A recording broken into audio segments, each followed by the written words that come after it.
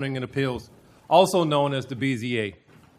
The board members that will hear your case tonight are as follows. My name is William Ray, and I have the pleasure of being the chairperson. To my right,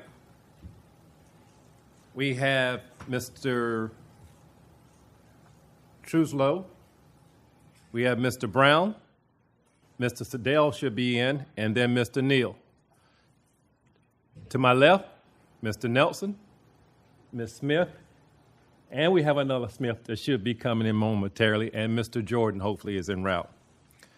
Staff members that are present tonight that will be hearing your case will be Ms. Sally Brooks, Ms. Clark, Mr. Foster, Mr. Hare, Ms. Bachet, and Ms. Working.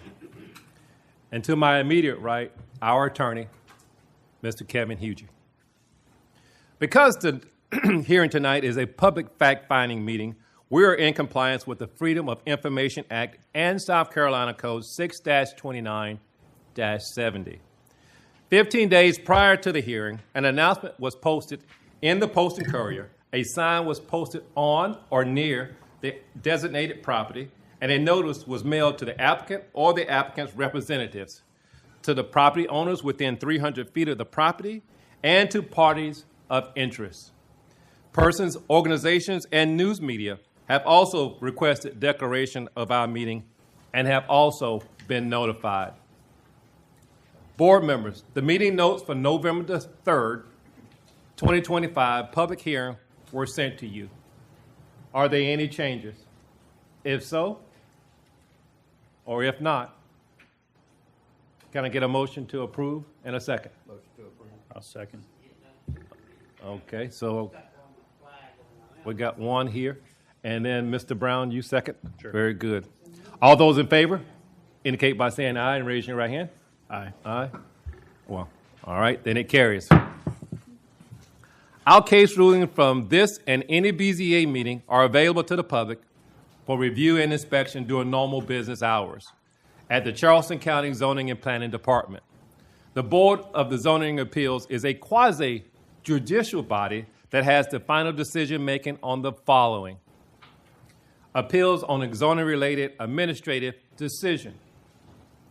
The BZA is authorized to hear and decide appeals only on zoning-related matters where it is alleged that there is an error in the order, requirement, decision, or determination made by the administrative official in the administration or enforcement of any zoning-related regulations.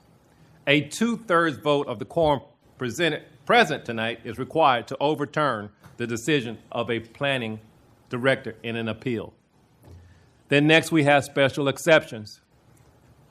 A special exception is issued by the BZA authorizing a particular use in a specified location in a zoning district upon demonstrating that such a use complies with all the conditions and standards specified in a zoning and land development regulation ordinance, also known as ZELDAR. The BZA must find a special exception meet all 6 of the approval criteria to approve the ordinance in a special exception. A simple majority is required to grant a special exception. And then finally, we have variances. A variance is a relaxation of the BZA's regulations of the ordinance where such action will not be contrary to the public interest and where, owing to the conditions particular to the property and not the result of the actions or the situation of the applicant or a literal enforcement of the code, will result in the unnecessary and undue hardship, and such variance is consistent with Section 6-29-800 of the Code of the State of South Carolina and Title 6, Chapter 29. The BZA must find that the variance request meet all 7 of the approval criteria in the ordinance in order to grant a variance. A simple majority is required to grant a variance. Our purpose tonight is for interested parties to be heard in order to assist this board in gathering evidence that's pertinent to each case. If a member of the BZA feels a need for further information to clarify the case, the board has the authority to subpoena witnesses. It is understood that the rules of your neighborhood or subdivision are binding, and we can take no action that would neglect their jurisdiction over your property. In addition to your testimony, our board has been presented written information submitted by staff, by the applicant, or by the applicant's agent for each case. This information is now considered to be evidence and is entered into this permanent record for this body. It is assumed that it is complete, true, and accurate. In addition, we have been presented data assembled by staff for the purpose of clarifying the location and the applicant's effect on surrounding properties. Our board is empowered to approve with conditions, or deny a special exception or variance request. We are also authorized to defer a case should there be a need to obtain additional information. The BZA's final decision will be mailed within 10 working days after the public hearing. It will be mailed, certified mail, to the applicant and U.S. mail to the neighbors and the community in interest. If an applicant request is approved, the applicant should contact the Charleston County Zoning and Planning Department staff to discuss the next steps in the process. Variances and special exceptions granted this evening are valid for 12 months after this meeting, and a one-year extension may be granted only if construction or development has been commenced or is being diligently pursued. However, if an applicant's request is disapproved and the applicant wishes to appeal the decision of this board concerning the case, an appeal must be addressed to the circuit court. South Carolina Code 6-29-800 states that an appeal must be filed by the applicant within 30 days of the decision of this board and when it has been mailed to them. Failure to file an appeal with this time limit deprives this court of jurisdiction to hear this matter.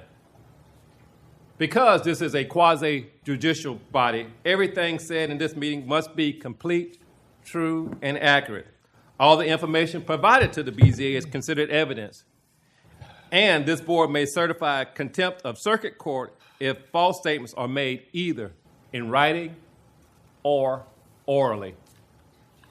Each person who wishes to speak to this body, to this board, will be sworn in by the BZA secretary before they provide testimony or evidence.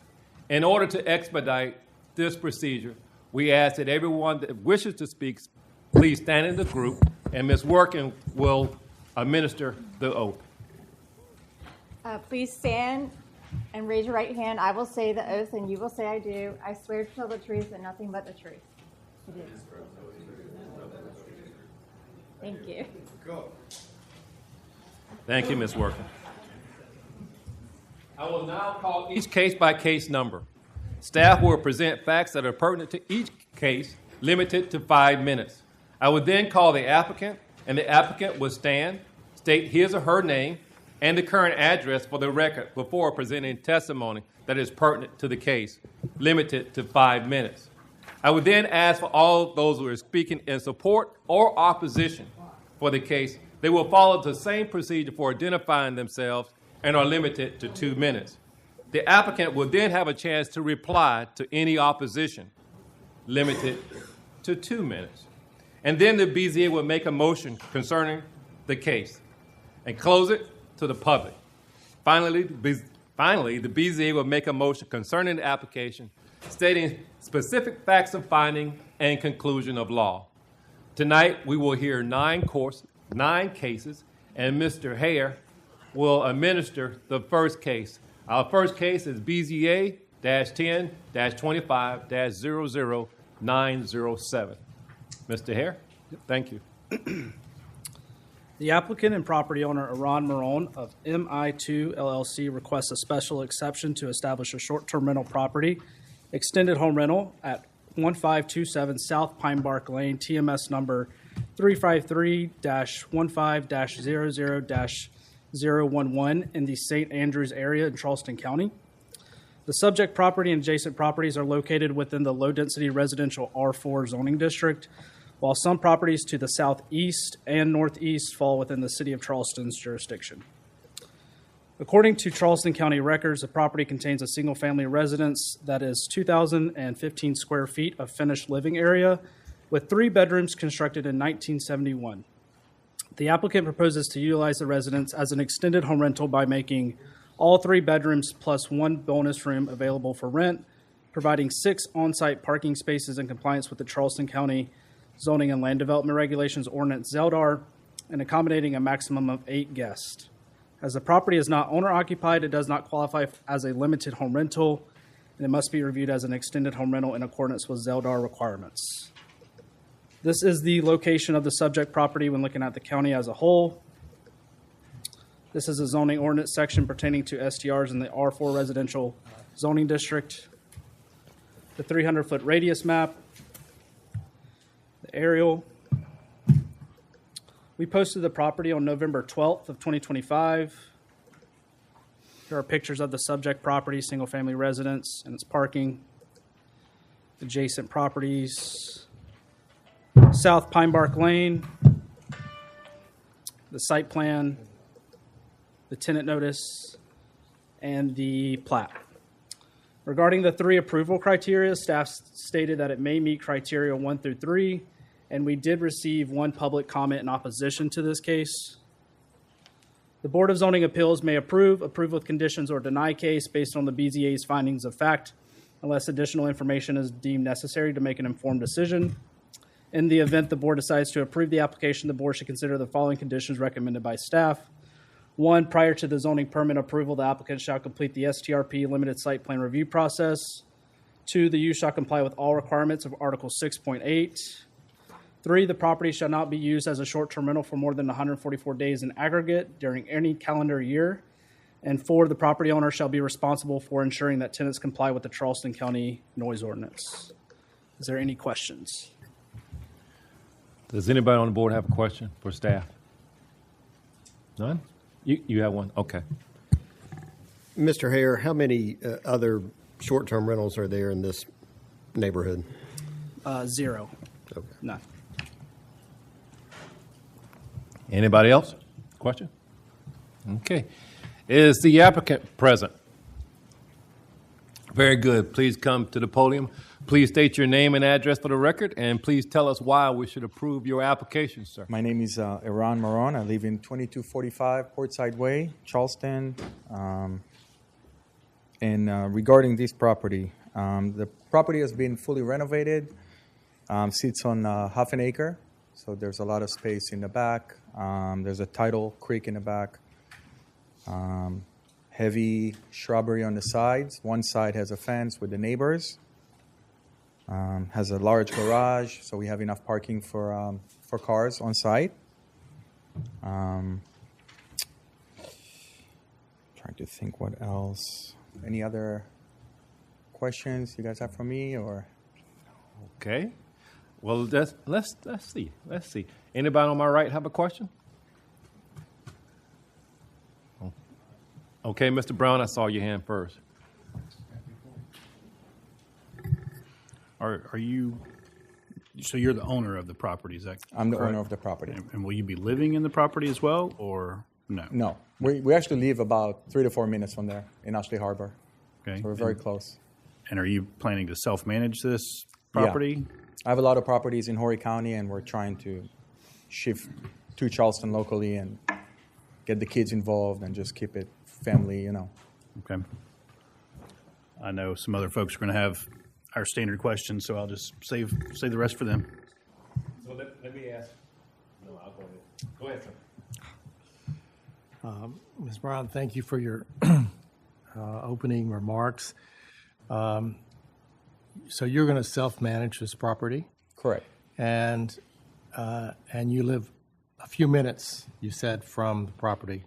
So will you be responding to complaints about noise or any other disturbances on the property? Yes. Would you be willing to give your telephone number to neighboring property owners so that they have that in case they have something that they want to report to you? Yeah, no issue. We have the neighbor across the street. They actually sold us the property, and they have our number, and Yeah, there's no issue with that. Okay, so you would give them to the property owners on either side of you as Sure. well? Okay. Yeah. All right, thank you very much. We want to be good with the neighbors, so make sure they're happy. And Thank you. Mr. Brown, anyone else? You had. Thank you for your opening remarks. Have you reached out to your neighbors to see whether they're okay with this, whether they're satisfied? we haven't really seen the neighbors too much, and we've been in the house a lot. I know the lady that sold the house to us and been in the neighborhood for a long time, she talked to the neighbors and told them what's going to happen there. We said from the beginning that we are trying to buy it as an investment and apply for short-term rental, and I know she talked to the neighbors. We just didn't really. These always cause, at least for me, some concern when you haven't gotten input from your neighbors, either pro or con. Did you think it was I don't know how to ask this in a non-pejorative way, but did you think it was important to talk to your neighbors to get their input? I think it's important. And I why think not? also a lot of people have, there's a bad stigma about Airbnb, and maybe they don't understand the license is very limited for only 144 days, so the house really will be vacant most of the year versus regular license that there's turn and burn, you know? We don't have these limitations in Horry County, so we rent as much as we can, but here. So I wanted to kind of, you know, get them to know us and see that we take care of the property and everything is good. And All right. Second question. I noticed you had 2 bays for parking, and it also caused me a little concern when you've got a 3-bedroom house and you're going to have 8 people. You've got parking for, I think, 6. Does that include the garage, the 2 bays, or is that separate? 2 bays plus 4 outside. Plus and it's, 4? It's 4 rooms in the house. And are they going to park in the driveway or in the front of the yard? Or They can park on the street and in the driveway. In my experience, and I've been doing this for 5 years and over 5,000 bookings so far, for a 4-bedroom house, you would never see more than 4 cars. You just won't see it. I have houses that are 7 and 8 bedrooms, and you might see 6 cars, but no more than that. Okay. But regardless, we have to show parking for 6 because this is the ordinance, and that's what we're showing. If that makes sense. Okay. Just from my perspective, I live Yeah. on the Isle of Palms. We have tremendous issues relating to short-term rentals, and that's what, late at night.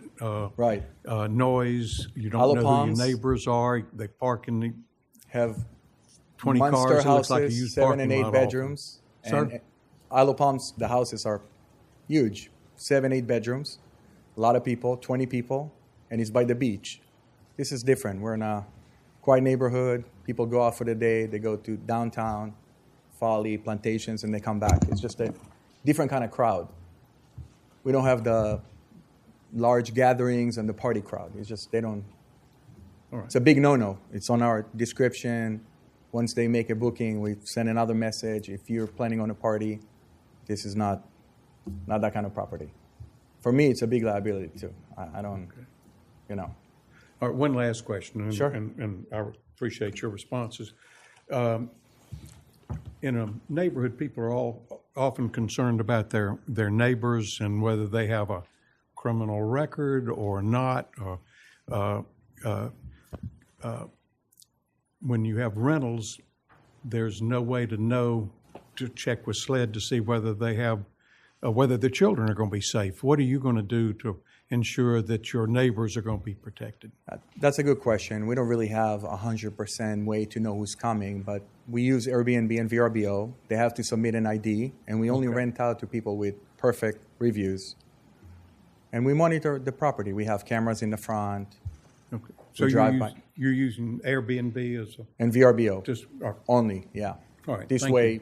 they kind of get vetted, and all right. Thank you. yeah. Thank you, sir. Mr. Jordan? So in the future, if you have a rental and it does become more than 4 cars, what's the backup plan? So there is space for 6, 2 in the driveway, 4 in the driveway, and 2 in the garage. In the garage? Yeah, and they can park in the front. I'm just saying from my experience that just for a But things four-bedroom. come up. Yeah, but Thank- you know, Thank we're you. required to show that, and we are showing. Thank you. Anyone else on my left? Okay. Well, thank you so very much for your testimony today. Thank you. Do we have anyone else to speak in support of this application? Do we have anyone else to speak in support of this application? Do we have anyone to speak in opposition? Do we have anyone to speak in opposition? Very good. Case is closed to the public.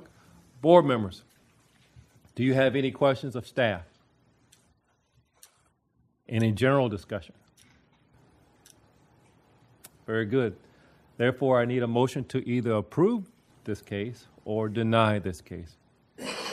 Can I get a little help? Oh, very good. Yes, sir. Mr. Chairman, I make a motion that in the case of BZA 1023000907, that we approve this request for a short-term rental. I find that it meets all the criteria for approval. It's compatible with existing uses in the vicinity and it does not adversely affect general welfare or character of the immediate vicinity. We've heard testimony from the applicant that he will be using Airbnb or VRBO, and the vetting of those two companies to determine guests. He also has restrictions in terms of no partying that he will be communicating to prospective guests.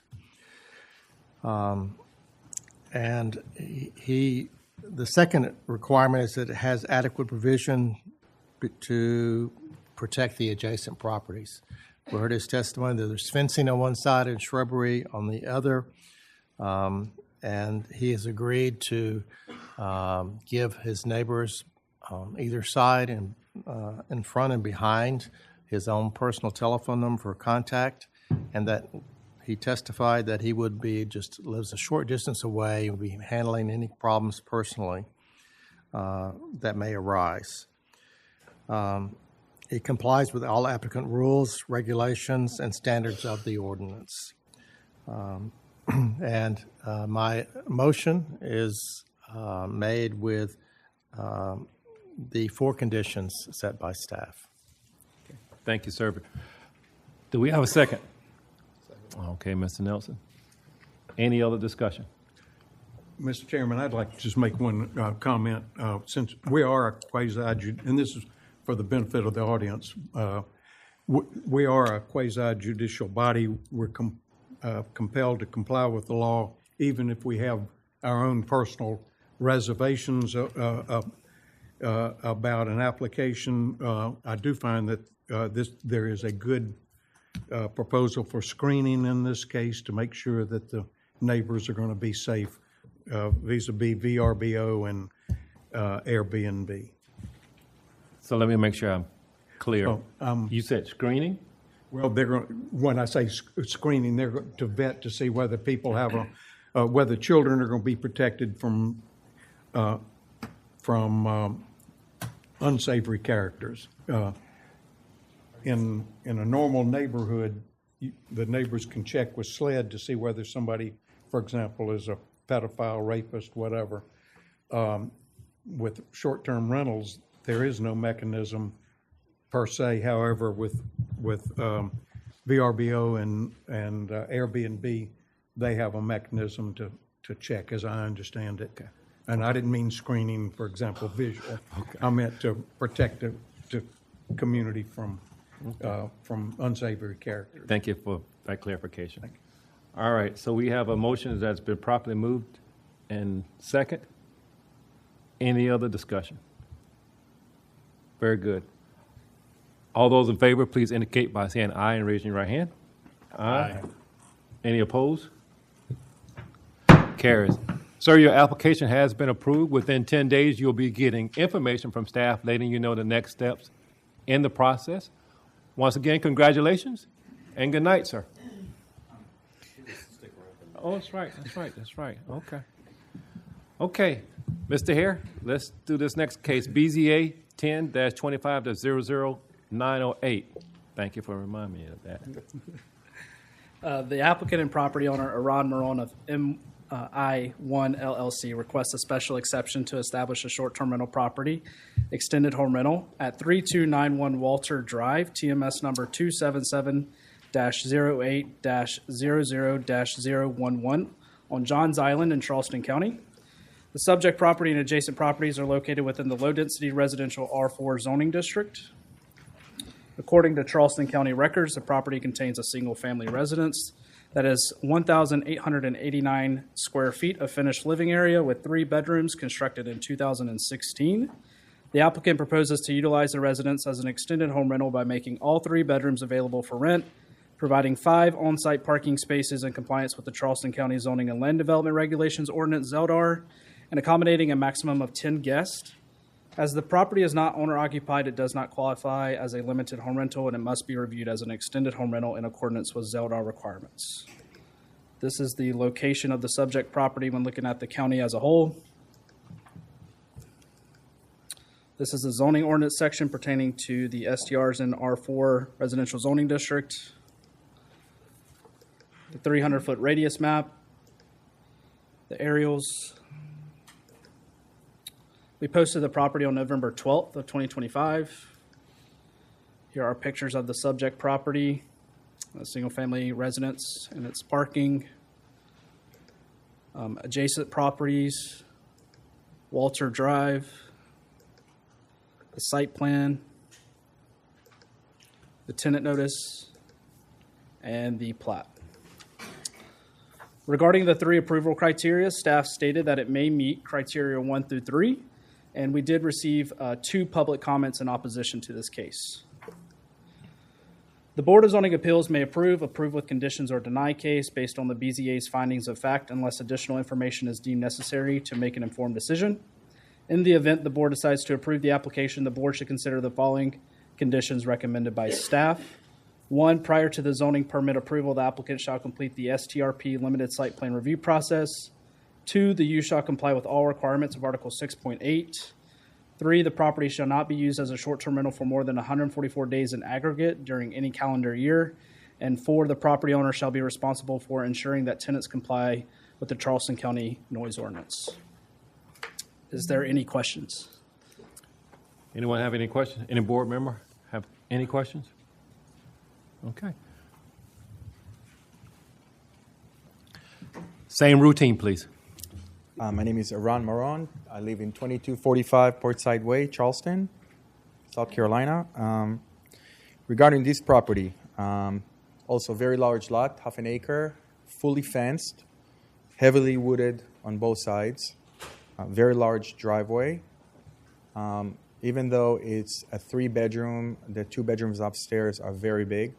There's 2 king beds in each bedroom. We're asking for 10 guests. And we actually did talk to the neighbors on one side that we met, and we told them what we're going to do. The other side weren't too friendly.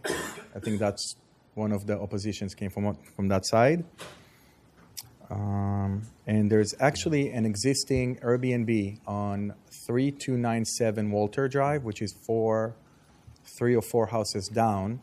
I don't think it has a license. I'm not sure. It doesn't have anything. The reason I'm saying it is because it looks, according to the reviews, that it's been there for at least 3 years.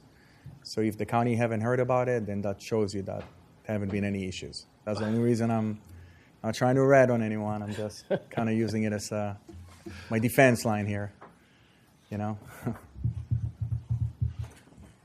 That's it. If anybody has any questions, you know. Okay, so you're not ratting out your neighbor. Okay. It's a few doors down. The house is for sale. So. Oh, the house is for sale. For sale, yeah. Let me ask you a question then, please. Why this neighborhood and why this house? No HOA. Okay. Very large lot. So you have space. You're not, you know, the neighbors are not like cramped, you know. Johns Island is booming right now. There's really barely any Airbnbs, legal Airbnbs that I know about. And there's a demand for families that come and need, you know. You are really making it hard for yourself tonight, aren't you? Go ahead, continue. We go by the rules, you know.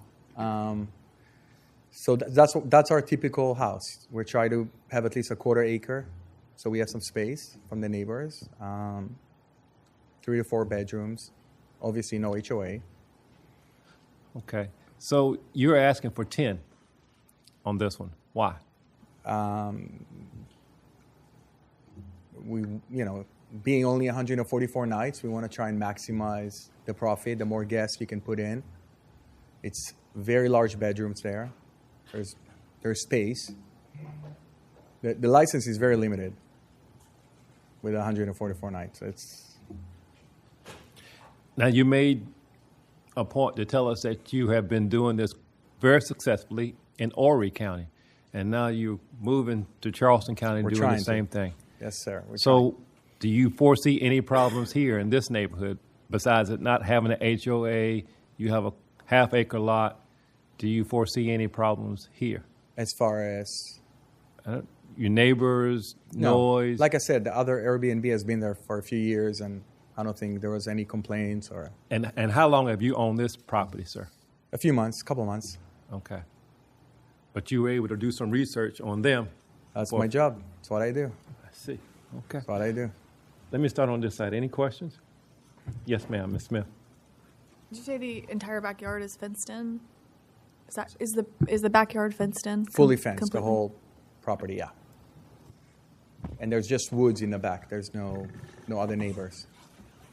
Any other questions to my left? Any questions on my right? Mr. Brown? So I'm asking about the fence as well. Is it a privacy fence or just Privacy aluminum fence. Okay. Fully 6 fenced. foot tall. 6 privacy feet fence? tall, and there's shrubs and trees.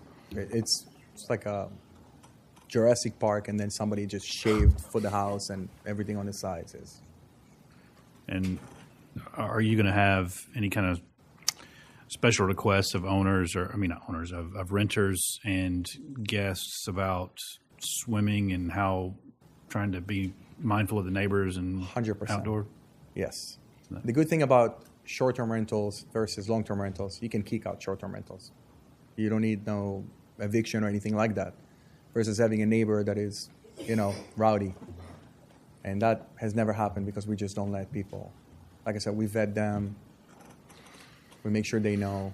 There's a noise ordinance. So any bad behavior is a liability for me, Thank you. Yeah. Anyone else? Go ahead.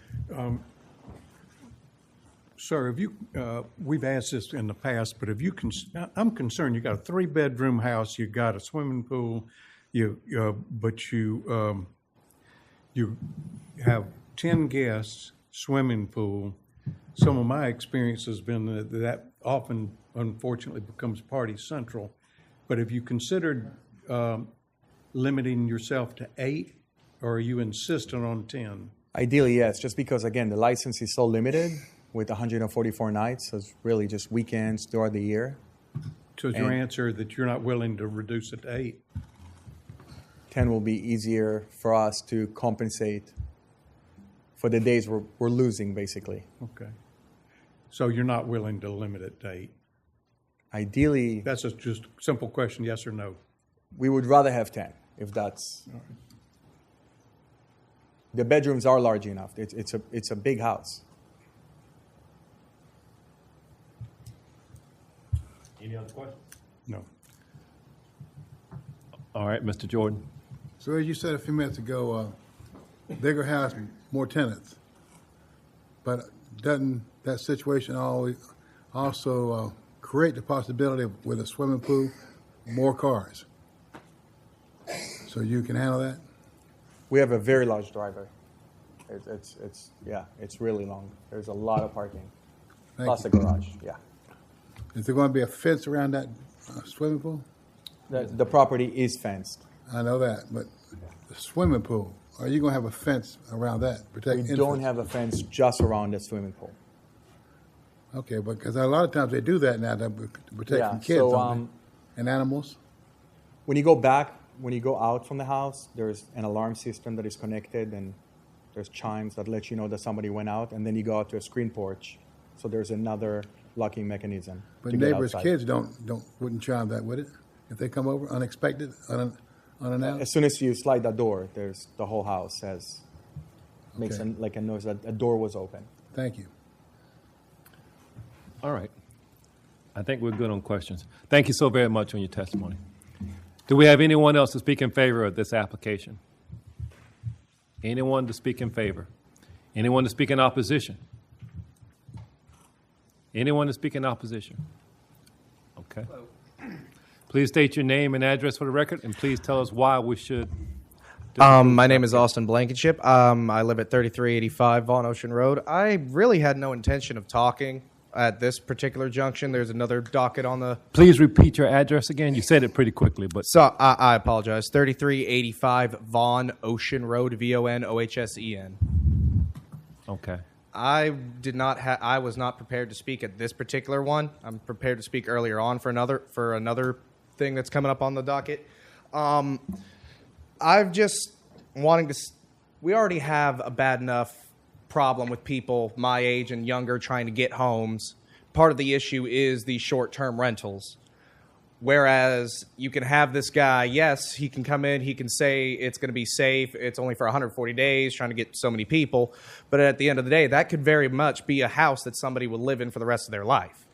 It could actually be a home where people can grow up, live, and have a family. And part of why we have this housing economy and housing crisis is because we have people buying up these properties and commending them and changing them into an Airbnb. There's reasons why we have laws against it and why we're here and why y'all are up here today talking to him about it. But I guess it just boils down to it's not. I don't see how this could be a good idea. I yield my time. Okay. Well, thank you for the chat. Let me see if anybody have a question. Anybody on my left? Right. Oh, you do? If you would please come back to the podium. What's up? Do you live in the neighborhood where this Airbnb is being proposed? No, I will not. No, I don't. I live on Vaughn Ocean Road, which is in Somerville. Okay, thank you. Okay. We're good. All right. Anyone else to speak in opposition? Very good. This case is closed to the public. Board members, do you have any questions of staff? Oh, that's right. I apologize. Please forgive me. You do have the right of rebuttal. Okay, thank you. You're nodding and saying that you don't want that. Thank you. So, board members, this case is closed to the public. Do we have any questions of staff? Any general discussion? Very good. I need a motion to approve or deny this particular case. Anybody want to? Okay, Mr. Nelson. Mr. Chair, in the case of VZA 102500908, I would make a motion that we approve this application. In making this motion, I find that it does meet all three of the criteria necessary to be used as an STRP. That one, it is compatible with existing uses in the vicinity, and it will not adversely affect the general welfare or character of the immediate community. In meeting this criterion, one thing that I recognize in this and many other STR cases that come before us is that the permit that's issued by the county is only for the period, it's only good for 1 year. And during that 1 year period, if there are enough complaints by neighbors for noise issues, for parties, that sort of thing, it's very likely that the applicant would not be renewed their permit for the following year. So I believe there are some built-in mechanisms within the ordinance to help meet that criterion. I also believe this particular individual has successfully administered other STRs, both in Horry County and now in Charleston County, and will be able to maintain a good neighborly use in this particular property. Criterion 2, that adequate provision has been made for such items as setbacks, buffering, fences, to protect adjacent properties from possible adverse influence for the use. Clearly, there's a 6-foot fence around the property, and that will help protect the neighbors from any type of parties that may or may not occur within this particular residence. And criterion 3, that it complies with all applicable rules, regulations, laws, and standards of this ordinance. We definitely meet that criterion. In making this motion, I would add the 4 special conditions recommended by staff. All right, can I get a second? Thank you, Ms. Smith. Any general discussion? I'd just like to echo my prior remarks and reservations, especially relating to 10 people in a 3-bedroom house. I realize that we're bound by the law, but those are my reservations. Thank you, sir. All right, we'll take it to a vote. All those in favor, please indicate by saying aye and raising your right hand. Aye. All right, it's unanimous. Congratulations, sir. Your application has been approved. Your second application has been approved. So you'll be getting information from staff within the next 10 days. Thank you. Very good. Our next case, Mr. Hare, is case BZA 10-25-00914. The applicant, Heather Hall of Windy City Construction LLC, representing the property owner Gretchen Gintz, is requesting a variance to allow the removal of a 24-inch DBH grand live oak tree to accommodate the construction of a proposed detached accessory structure, a 2-story garage apartment, at 1521 South Pine Bark Lane, TMS number 353-15-00-012, located in the St. Andrews area of Charleston County. The subject property and adjacent properties are located within the low-density residential R4 zoning district, while properties to the southeast and northeast fall within the city of Charleston's jurisdiction. The 24-inch live oak tree has been evaluated by the staff arborist and classified as a grade A specimen, which requires approval of a variance by the Board of Zoning Appeals for removal. According to the applicant's letter of intent, the tree is located near the existing driveway and is obstructing the placement of the proposed garage structure. Additionally, the applicant notes that the tree's root system is causing damage to the driveway. Here's the location of the subject property when looking at the county as a whole. The ordinance requirement for tree protection and preservation, the 300-foot radius map, the aerials. We posted the property on November 12th of 2025. Here are pictures of the 24-inch live oak. Pictures of the subject property, South Pine Bark Lane, the survey, the site plan, and the plat. Regarding the 7 approval criteria, staff stated that it meets 4 and 5, that it may meet 1, 2, and 7, and that it may not meet 3 and 6. We did receive 1 public comment in opposition to this case as well.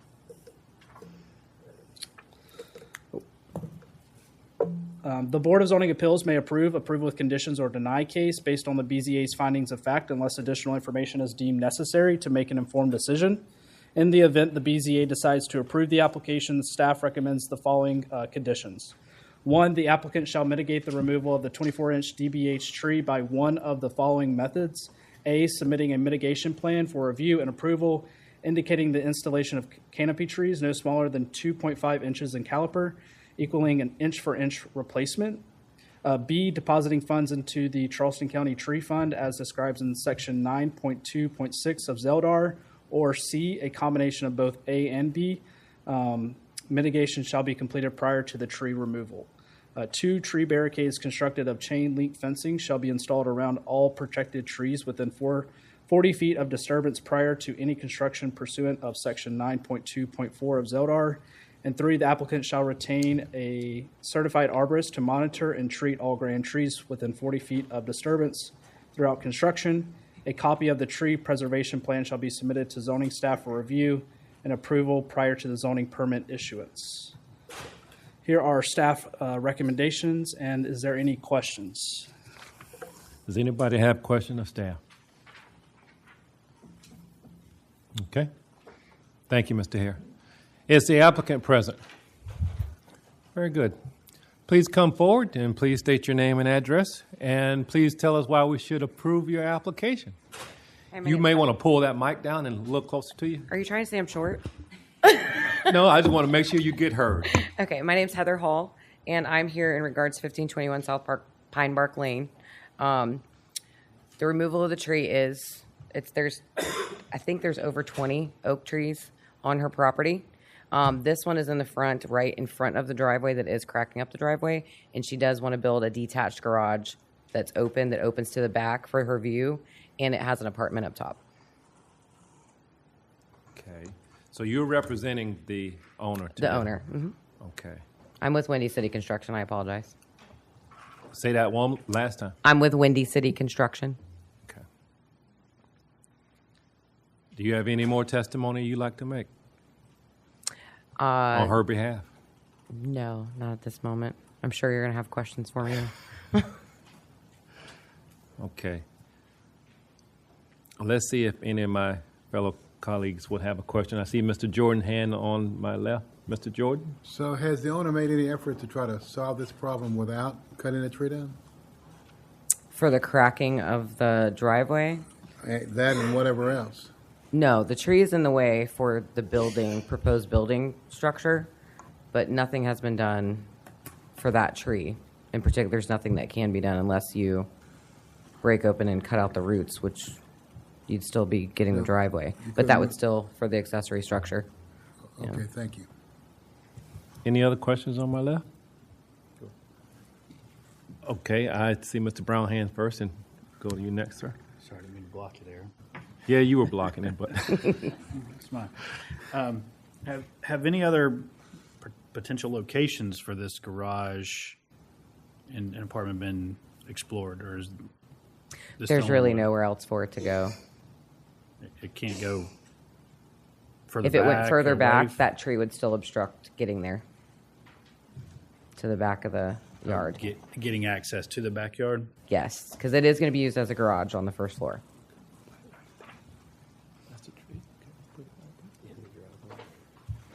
Thank you. yes, sir. I apologize. Go ahead. You had a question? My question was similar. It's a detached structure, so it's not going to be connected to the house at No, sir. all. But your testimony is that there's no other way to provide access, even if it was moved back. That This tree would still be in the the tree way. would still have to be removed to accommodate. It's a double garage. Is that Yes, sir. okay? Thank you.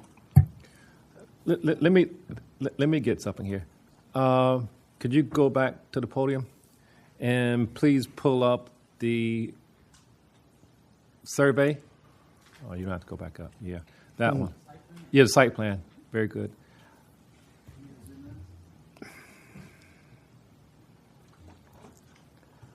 I can see it on my teleprompter, but so let me ask a question. You got the proposed garage there, and you got the concrete there in front of it, correct? Correct. Could the garage go in front of the tree? No, because Oh. the driveway, it's a normal, like 2-car driveway when you come in, and then it tapers out and it's bigger at the end. The structure would be too big for the driveway itself. If you're So saying this bring it structure, forward. if I'm not mistaken, is 25 by 25, right? She has a garage attached to the house 35 already. by 35 feet up front, right? Yes, but there is a garage that's attached to the house there. They still need access to.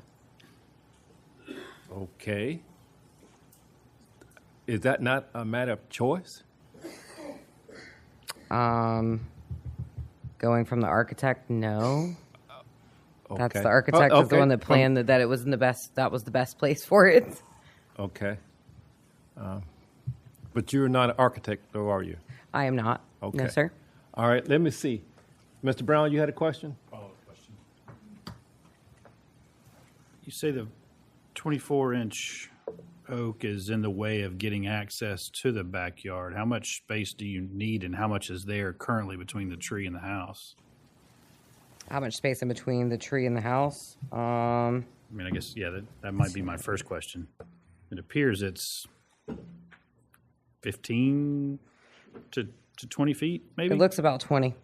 So you need more room than that to get into the backyard to build a structure?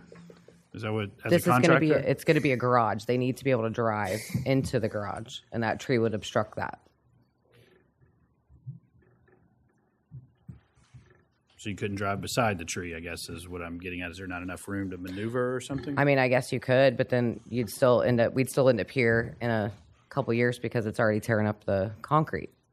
I have pictures from, I think they do have pictures from March of this year, and then I have a picture from this morning, and you can already see the difference. It's gone in 8 months. Okay. Thank you. Who else had a question on my right? I did. First, thank you for your presentation. I had a couple of background questions before I get to take the shell off the nut, so to speak. How long has the owner owned this property? 3 years. When was the pool put in? 2 years ago. But for the pool being put in, could this garage have been put in the backyard and saved the tree? Would there be room to get back there? To drive back there? To drive all put the way back to put it in the back of the yard? You'd have to, if you look at the site plan where that is, there's more trees around there where the pool is. For what you're asking, if they wanted to put it there, there's more trees there that wouldn't be. I'm saying, but for the pool being there, would it have been feasible to put it because there? And why not? Because of the other trees in the back port. If you look there, right next to that on the site plan, next to the pool. All right. There's like a coupling of a bunch of oaks there, and then on the other side there's a coupling as well. Okay, you've satisfied me okay. on that. The next question I have is more pointed. We're a quasi-judicial body. We're bound to comply with the law despite any reservations we may have. I'm looking at criteria 3.10.6, subparagraph 6. The need for the variance is not the result of the applicant's own actions. I'm having a very difficult time understanding how this would not be, the need to kill the tree would not be the result, or to remove the tree and mitigate would not be the result of the proposed actions by the applicant. Tell me why I'm wrong. I don't quite understand can you repeat it? 3.10.6. I'm looking at the law. The need for the variance is not the result of the applicant's own actions. Criteria 3. Okay. Criteria 3 and 6. 3 would be the same or similar in my mind. And that provides, not having this extra apartment does not seem to, doesn't prohibit or unreasonably restrict the utilization of the property as it exists now. Those are the two criteria I'm having a lot of trouble with from a legal perspective. Okay. Tell me why that's wrong. I'm looking these. Or why you're right and I'm misapplying the law. Well, I'm trying to find those. Is that up there, right there? I can't read those. Sorry. So, I can't. Are those on my variance criteria?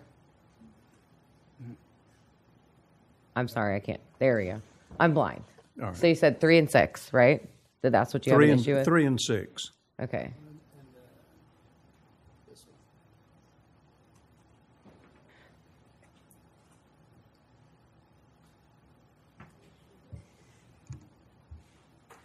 I don't think it would restrict the utilization of the property to remove the tree. Is that what you're asking? Yes. No, I don't think it would restrict the utilization of the property. That tree is already upsetting the concrete driveway that's there. There's over 20 oak trees on there, on the property already, just her plat. And she's got several, so I don't see it causing any issue being removed. So to fine tune this, would the reason to remove the tree be to protect the driveway, or is it to accommodate the construction of the apartment? It's for both. I'm sorry? It's for both reasons. All right. Okay. Thank you. Any other questions on my right? Do we have any other questions on my right? Okay. Oh, I apologize, Mr. Jordan. The current owner, is that who put the pool in? Yes, Did they have to take down trees to put the pool in? pine trees. What? She said pine trees. Well, that's still a tree. But what I'm getting at is what I'm sitting there thinking about what my colleague said about this has all been a matter of choice. So they chose to take trees down to put a swimming pool in, not a garage. Okay, thanks. All right. Any other questions? I can get a clarification from them too, because we've had this discussion before, and I just thought about it. But is the owner aware of the costs of mitigation of taking out a tree and how much? No, I don't even know how much that would be because it says that what I was told was you guys we'd either plant trees or we'd mitigate and write a check. We don't know what that is. They said that you guys would let us know. That we would say how much it was? That's what I was told.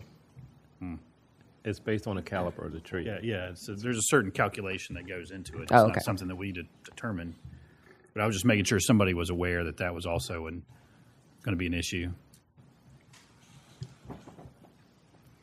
All right.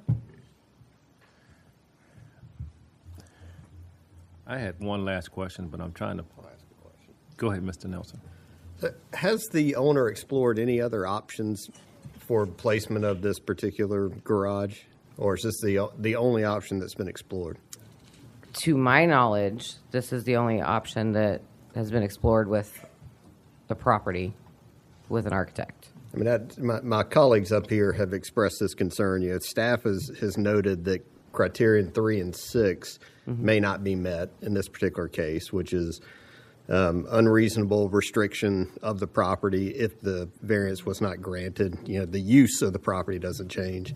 In criterion 6, it is not the action. It's not the result of the actions, the applicant's own actions. And this is, this is a tough one because this is one where the applicant clearly desires something, and the only reason to remove the tree is to make that particular action happen in placement of the garage. That's not the only reason, though. And the roots disturbing the driveway. Correct. In this particular case, not having explored any other alternatives for location of the garage, I mean, it's tough to overcome not meeting all of the criterion that are required for us to actually grant a variance. And that's my colleague was trying to help you get there, at least ask some questions that could help us get past those two criterion. But I'm not sure we're getting there just yet. Let me ask a question too. There is a existing garage there, right? And how Connected to many the cars house. will it occupy? Or 2. Can hold. It can hold 2 cars. One. Sorry. Okay. Okay. And the new garage will be able to house 4.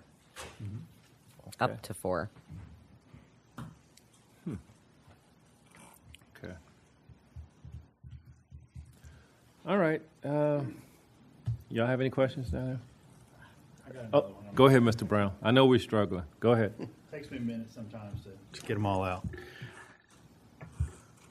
If concrete on top of the roots of the tree are a problem, has there been any investigation of potentially, or would you be willing to use stone or pavers or something that wouldn't necessarily crack but could still accommodate parking in that area? I mean, I guess you could, but they're still going to, even if you put pavers down with roots like that, it's still going to push them up. So you're going to have to cut some of the roots out to get them to lay back down. Yeah. Okay, thank you. You're welcome. Mr. Chair, I had wanted to follow up on one of the questions. Yes, please. I'm trying to help you get there, but I'm having a hard time getting there, looking at the law in this case. The proposed structure is 25 by 25, correct? Correct. What's the size of the pool, including the decking? I do not have that. I have to go to the site plan, so I apologize because that is not doesn't. Is not it large? my project. Well, It's on I can here. make Yeah. it easy for you. Is it larger than 25 by 25? The deck is about 60. I'm sorry, I long. couldn't hear you. The deck is about 60 foot long. Okay.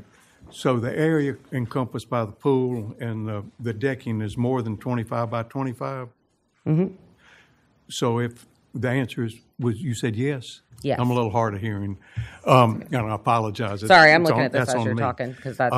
So I'm trying to get my mind around this. The owner put in a pool, and that means that there's no room for the proposed garage. If the pool weren't there, could you put the garage there? No, Why not? because the tree is in the way, and What- at the edge of the house is also where the power connects to her house, which is there. Like if you look at the site plan where this house is, and it kind of shows right there where the electrical comes in. So they would have to, the fence is open right there, but this tree would still get in the way of going back there. Because you can't go too close to the house to drive back to the garage. So even if this deck and pool wasn't there, that really wouldn't have been an option. Because it's graded properly the way it's supposed to be. I mean, like we could, fix all that, but we'd still have to remove trees to do that.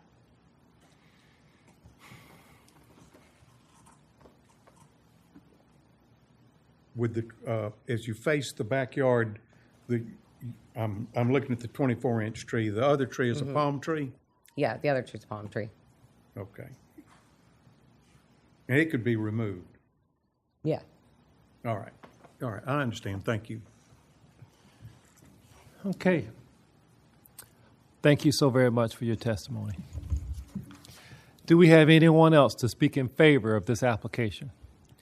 Oh, wait a minute. Do we have another question? Did you? I did, yeah. Oh, I'm sorry. Please come back up. I thought we were finished.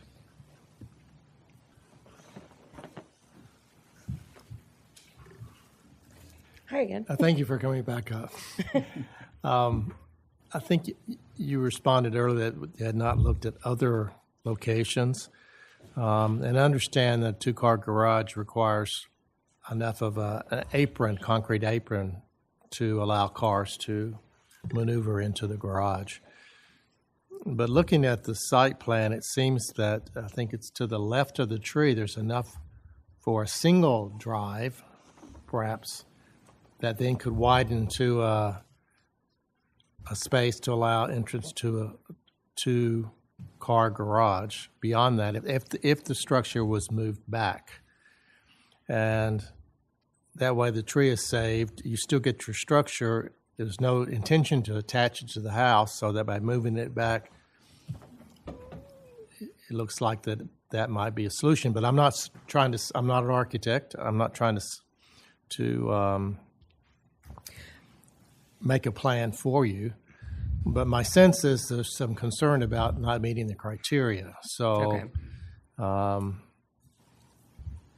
many times in that case, people make the decision to maybe go back and revisit, see if there's other solutions. So I just wanted to throw that out. The power line impedes the power lines that connect. It connects to the house above. It's above ground power that comes there. You see it going on the site plan.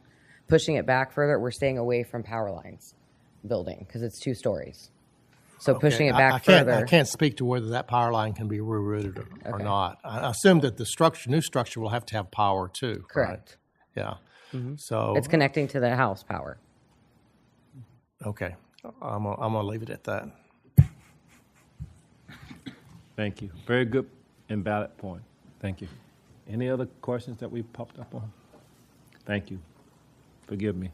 Thank you for your testimony.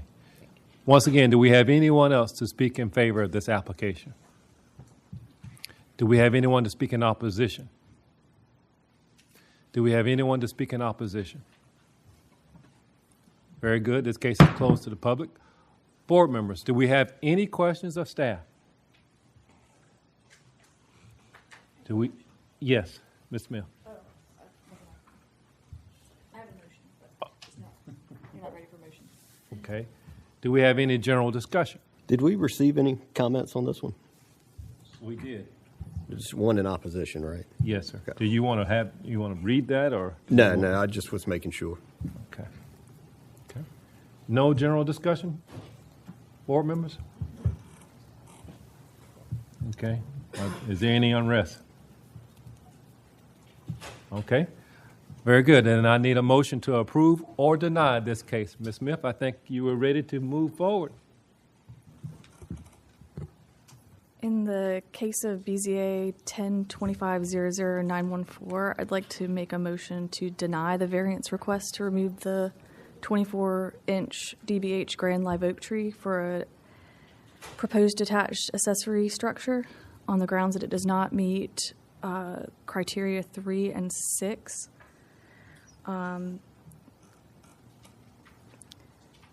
Criteria 3 says that because of these conditions, the application of this ordinance to the particular piece of property would effectively prohibit or unreasonably restrict utilization of the property. I don't believe that this unreasonably restricts the utilization of the property and that there are other places that they could put a two-story structure, including maybe going up on the main structure or placing it where the driveway is currently. And for criteria 6, the need for the variance is not the result of the applicant's own actions. The applicant bought the piece of property. There was already tree protections in place on that piece of property. They were able to fit a pool on their property, and the need for the variance may be the result of the applicant's own actions, as the request is associated with the construction of a new detached accessory structure rather than the preservation or modification of an existing condition. The applicant's letter of intent states that it would be for a new detached garage at the end of a driveway. And since the proposed development is a voluntary improvement and not necessitated by existing site constraints beyond the applicant's control, this request may not meet this criteria. Okay. Do I have a second? Second. Okay. All right. Any discussion? Very good. All those in favor, please indicate by saying aye to deny this case. Aye. Ooh, crap. Okay, so that was unanimous. Unfortunately, your case has been denied. You'll be getting information from staff letting you know the next steps in the process within 10 days. I do have a question, though. I'm sorry, we can't answer any questions. We're not going to entertain any questions at this time. She's asking procedural. Oh, are you asking a procedural question? Yes. You can submit another application, but it has to be different than this application. To get it removed due to it tearing up the concrete? You can submit another application, just not the same application. Okay. All right. Thank you. And thank you, sir. Very good. Okay. Ms. Working is doing our next case. Our next case is BZA 10-25-00915.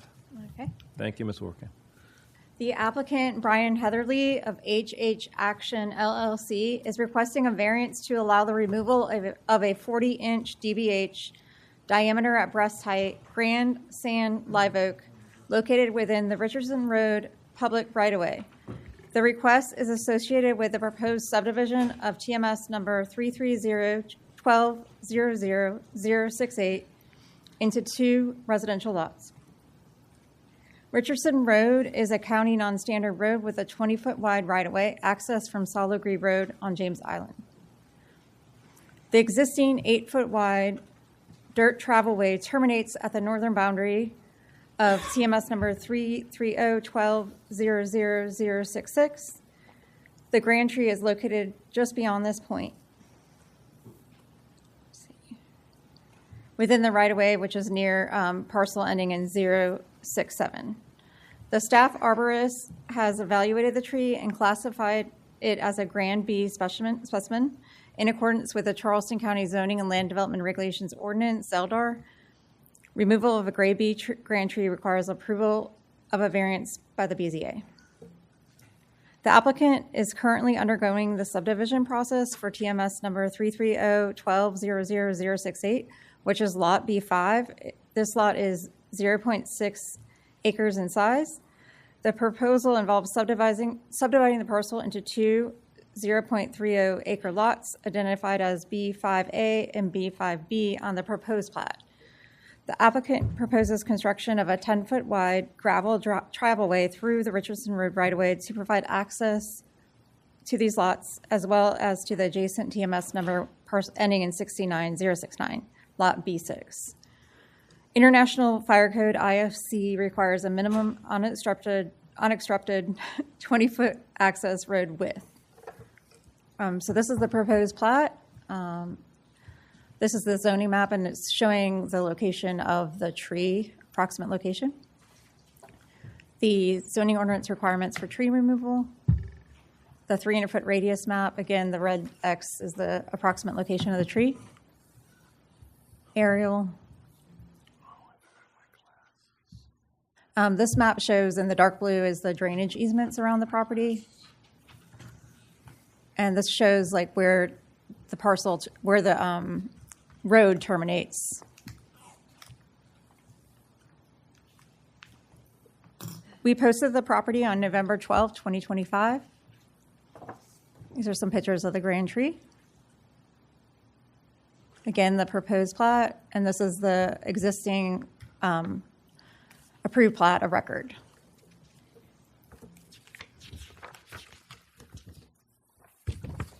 Staff stated that the request may not meet 1 through 4 and 6 and 7, and that it meets 5.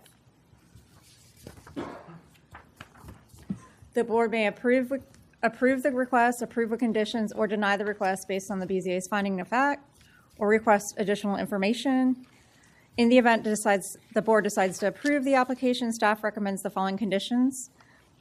1, the applicant shall mitigate the removal of the 40-inch DBH grand tree by one of the following methods. A, submitting a mitigation plan for review and approval indicating the installation of canopy trees no smaller than 2.5 inches in caliber, equaling inch per inch replacement. B, depositing funds into the Charleston County Tree Fund as described in Section 926 of ZELDAR, or C, a combination of both A and B. Mitigation shall be completed prior to tree removal. 2, tree barricades constructed of chain link fencing shall be installed around all protected trees within 40 feet of disturbance prior to any construction pursuant to Section 924 of the ZELDAR. And 3, the applicant shall retain a certified arborist to monitor and treat all grand trees within 40 feet of disturbance throughout construction. A copy of the tree preservation plan shall be submitted to zoning staff for review and approval prior to zoning permit issuance. We received 269 letters of opposition, with additional 6 letters of opposition received by noon on Friday, November 28th, which we received today because of the holiday. You had how many, Ms. Workman? 269 plus 6. Yeah. And the additional 6 are on your iPads if you want to look at those. Questions? All right, does any board, yes, sir. My first question is really just for my own edification, but is the sand live oak a subspecies of just a regular live oak? For a long time, it was considered that. Through DNA testing, it has been described as its own species. All right, that's good to know. Thank you, Mr. Foster. My next question is related to how the International Fire Code would apply to the subdivision of this property. Are they required to meet the IFC in order to have the access to subdivide the property, or is that just justification that's being used for removal of the tree itself? It has to be 20 feet wide unobstructed. So I think they're providing 10 feet is what this request is for. Okay. Yeah.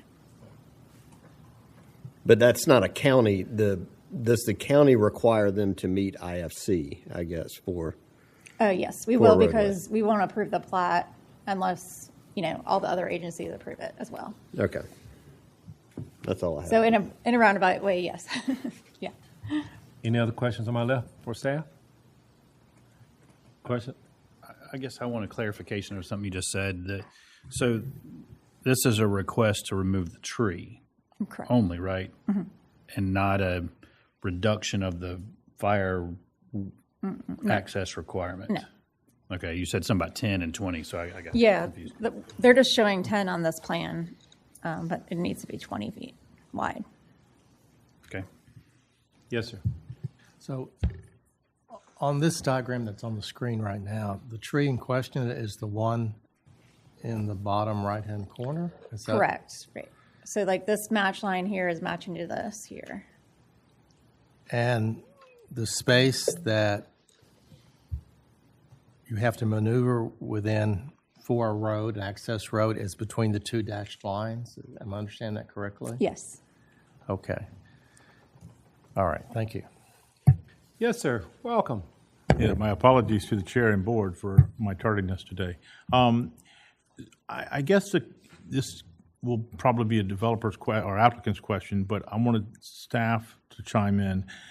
If they're not looking to subdivide this property, they can access this property without having to remove this tree, correct? That's possible. They would still have to get a permit to develop those two lots. So Right, but I mean, it's really because they can't access the rear lot because they're divided into three. Right. Okay. Thank you very much. Any other questions on my right? Mr. Brown? I do have. I noticed a statement or a comment, I guess, or something in one of these about potential looking at an easement to go around. Do you? Was that of your or the staff's recommendation, or just a comment, or was that? Do you know if that was investigated at all? No, it was just a comment that they should investigate that, because I don't think that was really explored fully before applying for this variance. So like there's an option to get an easement either through 067 or 004 potentially, but that would be up to the developer to work out those details. I have one question, then, if you don't mind me following up. Can those lots be smaller? I do not think so, no. It's S3 zoning. Okay. All right. Any other questions? Yes, sir. I'm sorry. Do I understand that the crux of the applicant, of what the applicant is seeking are they saying that they can't reasonably develop this property without the removal of the tree? Is that the crux of their case? Yes, that's what they're saying. And are there any other alternatives? And I'm thinking in terms of deferral. Are there other alternatives that have been presented, or that may be available? None have been presented, but we do have alternatives they should look at. Okay. Reason I'm asking, this is since the time I've been on the board, this is the first time I've seen where the applicant proceeded as they are when they've only apparently meet one of the 7 criteria. Have they talked to you about seeking a deferral to come up with other options, or they have do they not. want us to make a decision? I do not know the answer to the second question, but they have not. All right. The answer to the first question is they do not. All right. Thank you. Yeah. Okay, so we're good on my right. And we're good. Okay, Ms. Smith, coming back. Is the tree shown on any of these plats or whatever? I can't see them. See the tree. So this front is that. It's actually down here. yeah. So this is where their property starts. This will be right away going down to. Yeah, if you look, it's down here.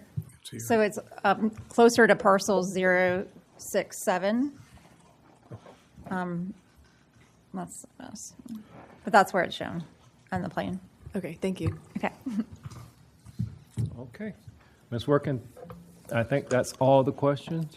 Thank you so very much. Very good. Is the applicant present? Yes. Very good. Please come forward. Please state your name and address for the record, and please tell us why we should approve this application. You may want to lift that mic up for us. Yeah, thank you. You can bend it just a little bit more, because we want to hear every word that you have to say. Is that good? That is perfect. Okay. Thank you.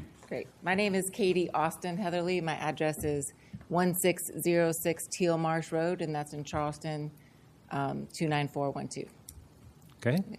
I'm here on behalf of HH Action, the applicant, for this variance request related to the tree on Richardson Road. I wanted to begin by thanking everybody for being here, those that are in support and also those that are in opposition. We find ourselves in a very unique position being the applicant because the tree in question is located within Charleston County's right-of-way. Not private property, not our property. In 1995, Charleston County approved the subdivision for these lots. In 2011, Charleston County designated Richardson Road as a county-maintained road, which places the responsibility for maintaining the road and ensuring access to all landowners on Richardson Road access. All of that responsibility falls on the county. This leaves us between a rock and a hard place, as these properties have been properly subdivided by the county since 1995, and because the existing condition with the tree, these residents do not have vehicular access to their properties. After extensive discussion with the county staff regarding how access to these properties beyond the tree could be safely achieved, the county directed us to submit this variance application on their behalf because the tree is fully on the property of the county. The road is currently impassable due to the tree. We want to address one key misunderstanding. This request is not tied to the subdivision of that property, into the third property. It is solely about providing legal and safe access to the two existing properties that currently cannot be reached due to the tree's location in the county right-of-way. Under the International Fire Code, which was mentioned, access to the road must be fully clear for emergency services. As things stand today, neither of those two property owners can legally access their land, and continued denial of access would violate their private property rights and make it them unable to have legal right of passage. So when we were looking at that plat there, when we showed the properties that are beyond the tree, the Do last you need us to owner, pull it up? That would be great. Thank you. Would you please? That one? Yes. So that is not currently subdivided into those three lots. It's the first two as one, and then the back lot. As you can see, the tree is well before those two properties. The property owner of the back lot, Miss Gwendolyn Roper, wanted to attend today, but she couldn't. She wrote a letter to the board that I'd like to read now, if that's okay. Please. Okay. Dear members of the board, my name is Gwendolyn Roper, and I am the owner of the lot located on Richardson Avenue in Charleston, identified as parcel ID 330-1200-069. I am writing to express my full support for any action by the Board of Zoning Appeals that would provide the necessary access to my property. In order to access my property, the tree needs to be removed. Currently, a tree situated within the right-of-way blocks the only feasible path and public access to my lot. I cannot see an alternative route or method of reaching the property. Without proper access, I cannot use the property that was legally subdivided to me by Charleston County in 1997. Adequate access is essential not only for the safety and emergency response, but also for the basic ability to use my land. I respectfully ask the board to consider these impacts as it reviews any matters related to the access improvements affecting this parcel. I appreciate your time, attention, and service to the community. Please feel free to contact me if additional information or clarification is needed. Respectfully, Gwendolyn Roper. I want that letter. I'm going to need a copy of that letter. I want the board to see that letter. I have multiple copies of all of the letters and documents that we're presenting.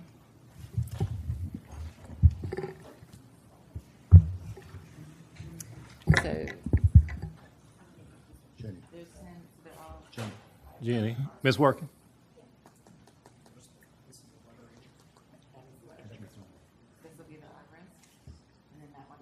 Look at your phone. Look at your phone. Look at your phone. It's all right. Yes. That letter she read, because she's got to enter that into the body of records. Please.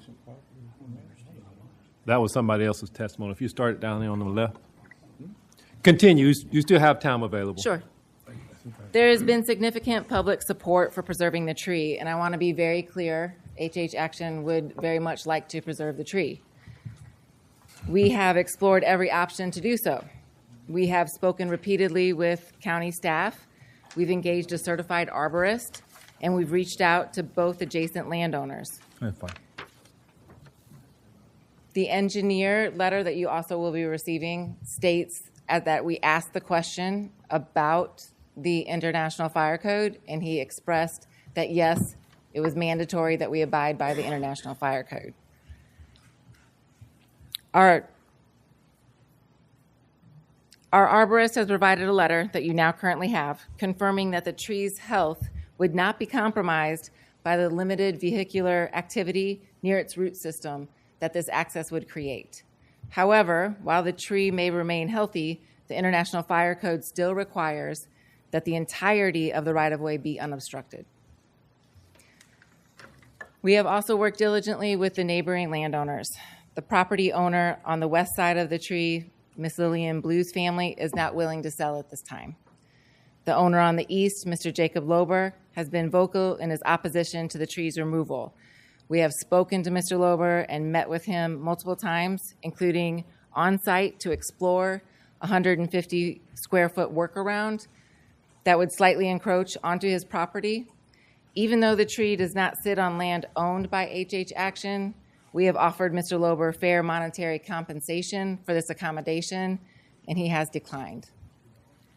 We have exhausted every available avenue to preserve this tree. However, the fact remains that the property owners must have lawful access to their land. At this point, removal of the tree by the county is the only remaining option to ensure and maintain that access. Okay. Thank you for your consideration. Please hold one moment. So I'm going to start on this side. I will come to that side. So, Mr. Jordan? I just have a comment. I just wonder, is this an example for the future to consider? I read in the paper, maybe some of y'all did within the last 2 weeks, somebody in Mount Pleasant is moving a grand oak tree. I didn't know that could be done. Spade it. And so therefore, maybe this is something that our board should recommend to county council to give our staff the authority to make that as a suggestion. Thank you. That's what it sounds like, that's what this could be. But I had no idea something that big could be moved and replanted and it would live. You got to find a home for it. Okay, thank you. Any other questions on my left? Oh, let me go to Ms. Smith first, please. Is there no way to access from the rear of the property? It looks like there's a road back there. No, that's forgive me for the lack of exact term, but that's a drainage ditch in the back. That's not a public road. Okay, thank you. Mr. Nelson? Yeah, so exploring the whole IFC side of this, aside from the subdivision, if you were just proposing to build a house back there, would you still be required to request the 20-foot wide or 10-foot wide, whatever we're looking at? Exactly. That's exactly right. So this is not about subdivision. I'm sorry if I didn't make that clear, but this is solely about providing legal and safe access to the two existing properties currently not having access. So yes, without the subdivision, that's why we want to be clear that this is not tied to the subdivision. If either one of these property owners were wanting to build a house on their property, they would absolutely need access, and this same issue would be coming up. And one other thing, can you help me understand, with this being a county road that the county bears responsibility for, Yes. why is it left to you guys to apply for the variance request? It's a very good question, and we've asked it multiple times. And the answer we received is that this is the process, that we have to go through the BZA process, that we have to be the applicant, and they are the property owner. The county is the property owner. We applied for this variance on their behalf. And you have a copy of this request from the county? We have a lot of correspondence that I'm sure I could find. No, that's not completely accurate. They didn't. apply on our behalf. The Public Works Department had to sign the application for them to proceed with this variance. So that's what is going on there. They're not for or against this request. The county is not. I apologize for the misunderstanding. We were told that this is the process, that it's not our responsibility, it's not our land. It sits on a county right-of-way. We don't own the property. Nobody else owns that property. So we asked specifically how to handle this, and this is the process that they gave us. Okay. I'm going to. Have you already purchased the property, or are you under contract to buy it? We are under contract to purchase. Okay. I recognize my left side over here, but unless you, Ms. Smith, have a question. No, that just answered it. Okay. So I'm going to go back here on my right, and I'll start on the very end. Thank you, Mr. Chair. I need a little history lesson on this property. I think you started to allude to some stuff here. You're under contract. So, Ms. Working, or can somebody pull up the one with the 3 lots on it, the plat that shows the 3 lots? Because I was also trying to follow you when you were talking, when you were responding to one of the questions about access, because that's what I'm diving into. So you got the left property, the middle property, and the right property. Because I don't have tax back number. There you go. So we're looking at screens down here. I don't have to turn around. Yes, I see it. So the lot on the left, whatever number that is, you're representing, this is, although it's been platted for subdivision, you're representing to buy your applicant is buying all 3 lots? We are purchasing 2 lots. Which 2? Middle and right? The one on the left, my left. So the one with the tree on it? No. The one that has the big tree? No. So this is confusing. So that back lot right there, yes, we are under contract to purchase that lot. The tree is not on that lot. Then I understand the tree's not on it, but it affects that lot. It affects the access to that lot. Right, okay. The other 2 lots are currently 1, and we are under contract to purchase that one, and the tree directly affects the access to that property as well. So for the history lesson here, from my understanding, because I have not seen these lots, is it 2 lots right now, or is it 1? It is 2. It's 2, but you're trying to purchase all of it, which has the legal right to be 3. That's correct. Okay, so the access issue, the issue that I can't get over, and I'm 1 vote, I'm not 9, is there are extraordinary and exceptional conditions pertaining to this particular piece of property. I agree with that. But because your use of the property is what's causing the issue here, in my opinion. I think because you're determining it, you're breaking it into 3 lots, even though it's got the right to be 3 lots, and the tree's not on your lot, you could access this land in one. You didn't have to have it as 3 lots. You could drive a tractor on the right side of the lot and have a driveway right down there. I don't know the access points where you would come in off of Richardson Road, but because of the use of your property, of the way you're trying to do it, is why you need the variance.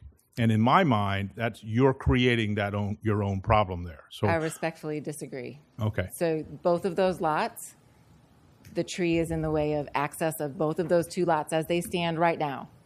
Neither one of them could build a house on their property. Okay. How do they not have access to the front, to these 2 lots right here? If they were to stay 1 lot. Correct. How is the tree affecting access to this lot? The tree that you see at the bottom, see where that is back there where the red light is. Okay. So that tree is blocking access to those back 2 lots.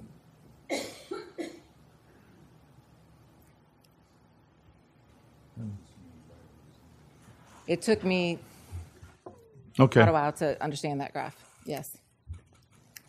That's all for now, Mr. Chair. Thank you. All right, so here's what I'm going to do. I'm going to allow one more question, and then we're going to do something a little different. But go ahead, Mr. Brown.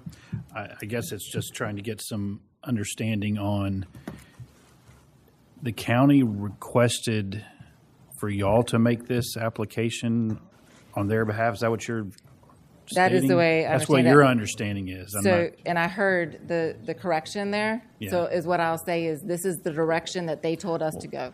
Okay, so y'all didn't even know this was an issue until it was brought up during the site plan review process? Yes. So we knew that the tree was going to be an issue, but we didn't understand the lack of ability for variances, et cetera, et cetera. So until we got deeper into the process, did we understand that the current 2 properties there do not have access? That's the key point. Yeah. You couldn't build anything on You these 2 can't lots. build anything on either and the one of way those it sits lots. right now. If the owners stayed the same, they do not have their private property rights as it stands right now. Thank you. Okay. Board members, hold on. At this time, I'm going to make a request that we go into executive session for about 10 to 15 minutes, and I need a second in order to do so. Second. Oh, okay, I got 3. All right, all in favor? Aye. All right, very good. So, ladies and gentlemen, we will excuse ourselves for about 10 to 15 minutes, and after that time, we will resume our proceedings. Thank you. Board members, we're going to go to Cigarette anyway.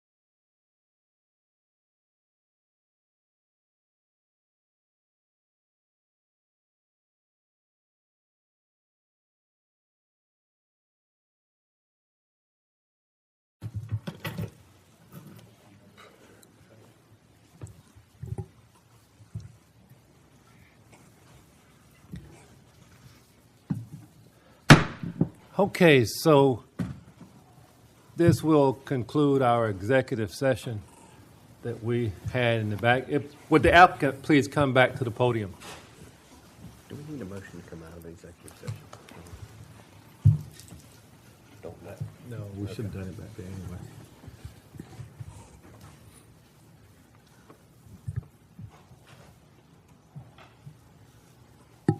Thank you. Just for the record, if you would please state your name and address for the record since we're starting back in after our executive session. Yes, of course. My name is Katie Austin Heatherly. I'm at 1606 Teal Marsh Road, Charleston, South Carolina, 29412.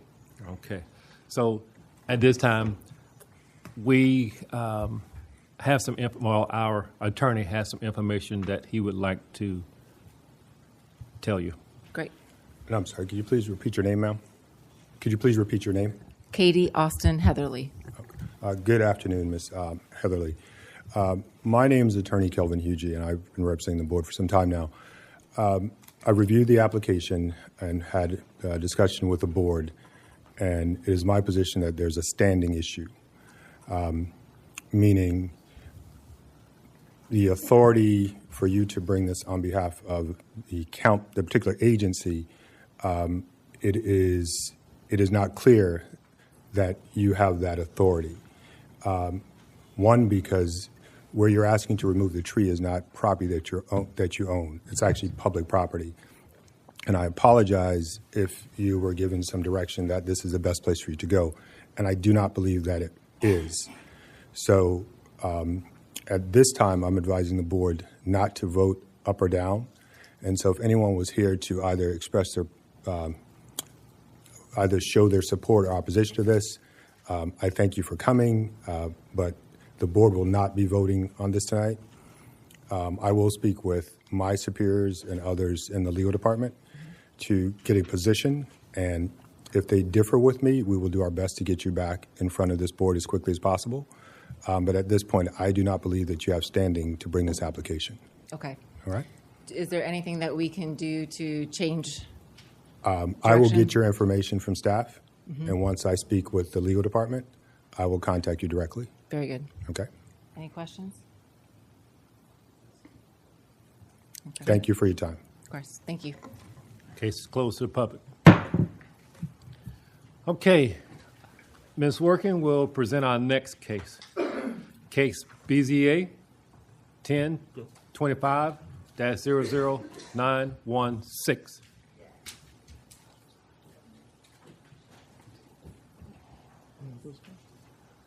Recognize one of them. I was wondering if they could leave.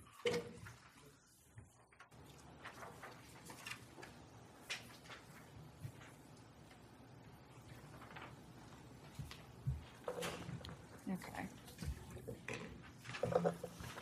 The applicant, Roger Hunt of Stanley Martin Homes, represented by Andrew Todd Burke of Kimley Horn, is requesting a variance to allow the removal of 15 grand trees located within the Von Ocean Road right-of-way for a proposed road widening project, including the undergrounding of existing overhead power lines and the construction of curb and gutter. The grand trees are located within the Von Ocean Road right-of-way on TMS number. One tree is on a tax map number, which is 388-0000160. The other trees are near, are in the right-of-way, but near the following parcels: 388-078, 081, 082, 083, 086, 093, 112, 117, 162, 180, and 580. And this is in North Charleston. Von Ocean Road is a South Carolina Department of Transportation road right-of-way.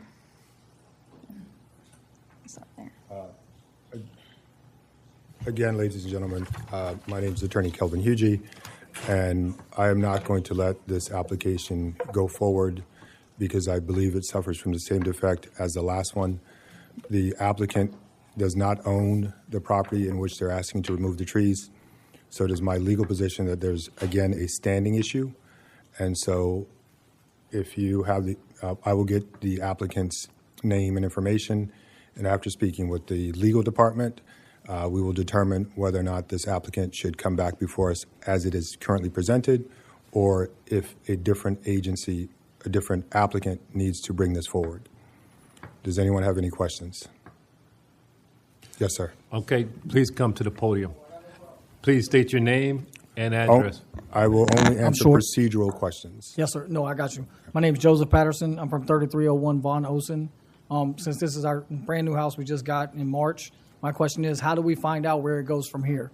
Right? I just don't want to wake up and the only 2 oak trees I got over my house be, torn down in front of my house where my kids can't even drive out of it. So how do we find out without having to get it in the mail or seeing a post up or just blindly get told, oh, this is happening, right, without having a voice? So right now, whatever the applicant was requesting, they do not have authority to do. At this point, they cannot move forward because the board has not approved it. After I get an opinion from my boss, from the legal department, if it is correct for them to come forward, then they will get a time and you will get notice, just like before, of when they will come before this board. But to be clear for everybody here, because almost all of us are from that road, we all just kind of met today. We will get notification. This isn't just going to be slid under the rug. Yes, sir. Just look, the same sign that brought you here tonight. Yep. Look for those signs. Thank you. And you can also contact the department. Yeah, if you have any questions, you could email bza@charlestoncounty.org. Yes, ma'am. That gets done. Am I good? Yes, sir. Thank you. Does anyone else have a, hold on. One Does at a anyone time. else have a procedural question? I'll start with this gentleman here with the checker. My name is Jesse Crosby. I own property on Von Ocean Road, Your address there? 3283 Von Ocean Road. It's 113, the last 3, which there was no sign on my property, but you said within 300 foot. I've heard y'all say that. So my property's within 300 foot of one of the signs.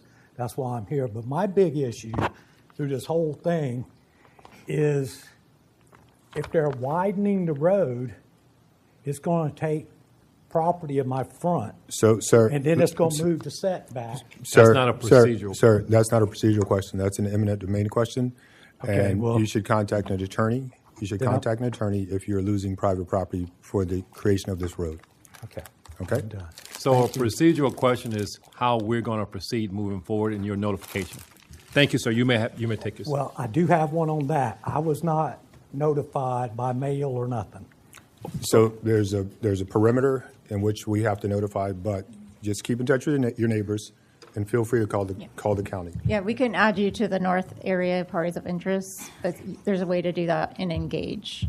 So if you just want to email me, bza@charlestoncounty.org, I can help you do that. And so for anybody else that's outside of that perimeter that wants to be involved or get information, you can also do the same thing. Address. Okay? All right?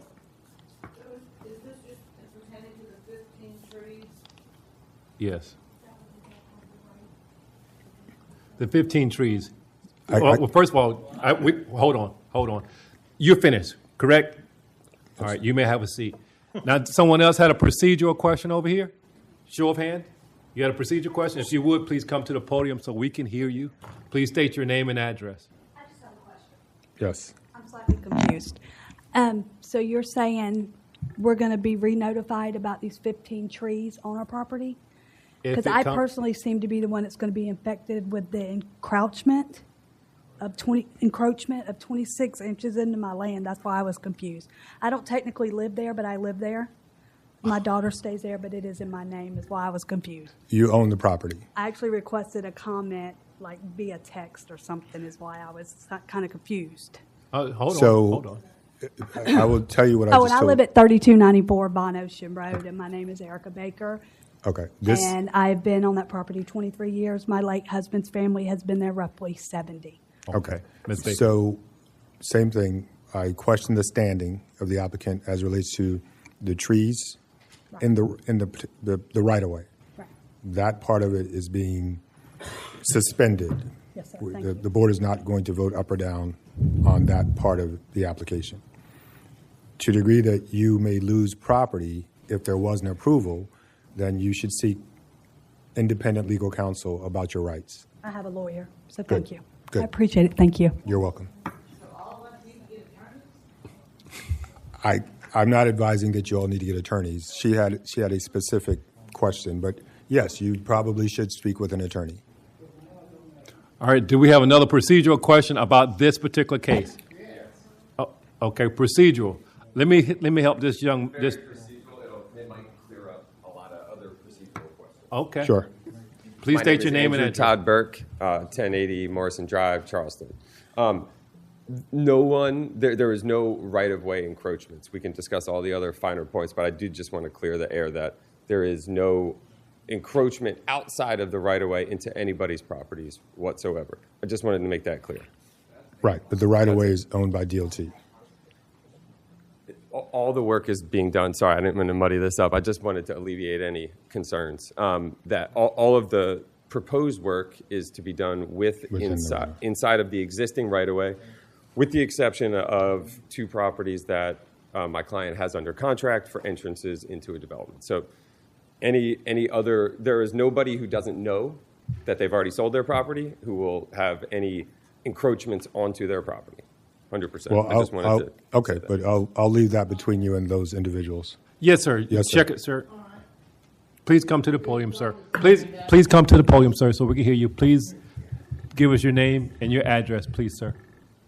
Stephen Paul Robertson, 3298 Von Ocean Road, Summerville, South Carolina, 29483. Thank you, sir. This is the only thing I got, and it was on the outside of my mailbox under my letter. And the only thing it says is they're widening the road down at the end of the road by 78, and they're just going to make it wider. And they want to cut down my 2 grand oak trees in my front yard. And I don't see why they got to cut down my oak trees that's in my front yard. And at the other end of Von Ocean Road, they're going to put a roundabout. And I don't see how that could be happening, but they're doing it. And I don't want them cutting down my grand oak trees in my front yard. And I want to know how I can stop them from cutting down my trees. So that's not coming before the board tonight, sir? What? The board is not going to hear their application tonight. Well, I don't want them cutting down my trees. Okay. I'll sit underneath them if somebody gets a chainsaw in my front yard. I'm going to sit right underneath them so they can't touch them. Very good, sir. We can't. Yes, ma'am. We can't advise you about that, sir. Please have a procedural question for us about this case. If you would, please state your name and address. Yes, Rebecca Huck Stratford, 3370 Von Ocean Road. I'm probably the only one who is for this project. And so, and I will tell you why the 2 oak trees. No, you have a question. We're not asking for comments. Well, I'll tell you something. You forgot to mention a magnolia tree that's going to embark that has to be removed. We're not hearing testimony currently, ma'am. We're not hearing testimony. We're regarding the asking application. you to ask questions about the procedure, and we're answering that. If you don't have a question about procedure. Well, my two trees are dangerous because they have power lines through them, and they are right by the road when the hurricane and storms come. They block it, and people are traveling day and night, motorcycles, and it is dangerous where I live. Thank you for that information. I Thank you, ma'am. appreciate it. But you have forgotten the magnolia tree, and I want to bring that to your attention because Okay, it's we're going to not cost hearing you testimony. big money later on. Thank you. So at this time, if it's all good, I think we've heard enough. Is Any everyone- questions on that? At this time, this case is closed to the public. Thank you. So our next case will be done by Ms. Working.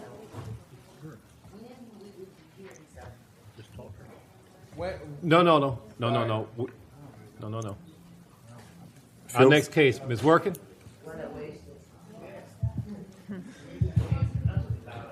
Our next case will be BZA 10-25-0909. Okay. The applicant and property owner, Willie Taylor of Dominion Energy, South Carolina, Inc., represented by Taylor Reeves of Stantec Consulting, Inc., is requesting a special exception for major utility service use to allow for the expansion of existing electrical substation. Are they yellow? The request pertains to the property identified as TMS number 578-00000155. Do I need to buzz it? What's wrong?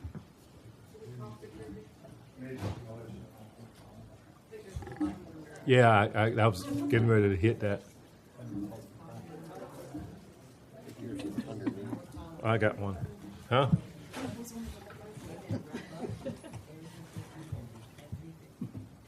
Really? What do you think? Do I need to hit it?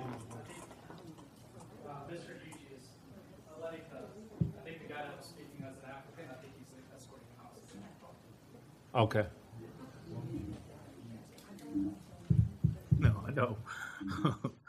All the meetings. I've been wanting to hit this button. All the meetings I led for.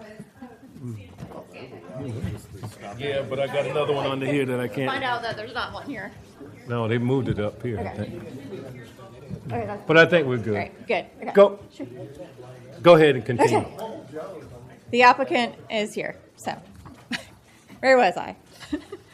This request pertains to the property identified as 578-00000155, which is located at 1145 Porches Bluff Road, 1162 and 1170 Sam Edwards Road in the east area of Charleston County.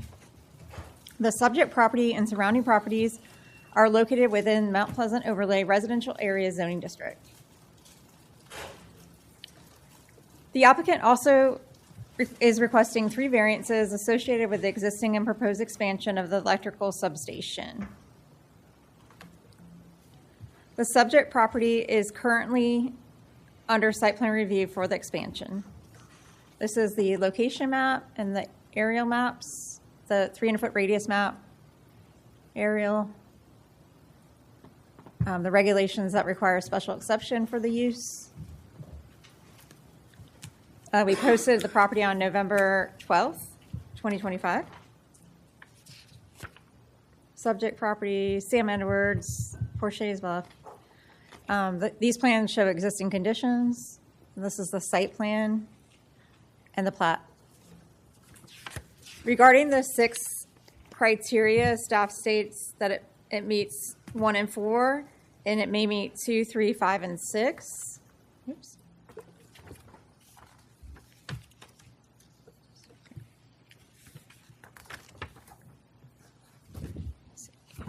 The board may approve of conditions or deny the request based on the BZA's findings of fact unless additional information is deemed necessary to make an informed decision.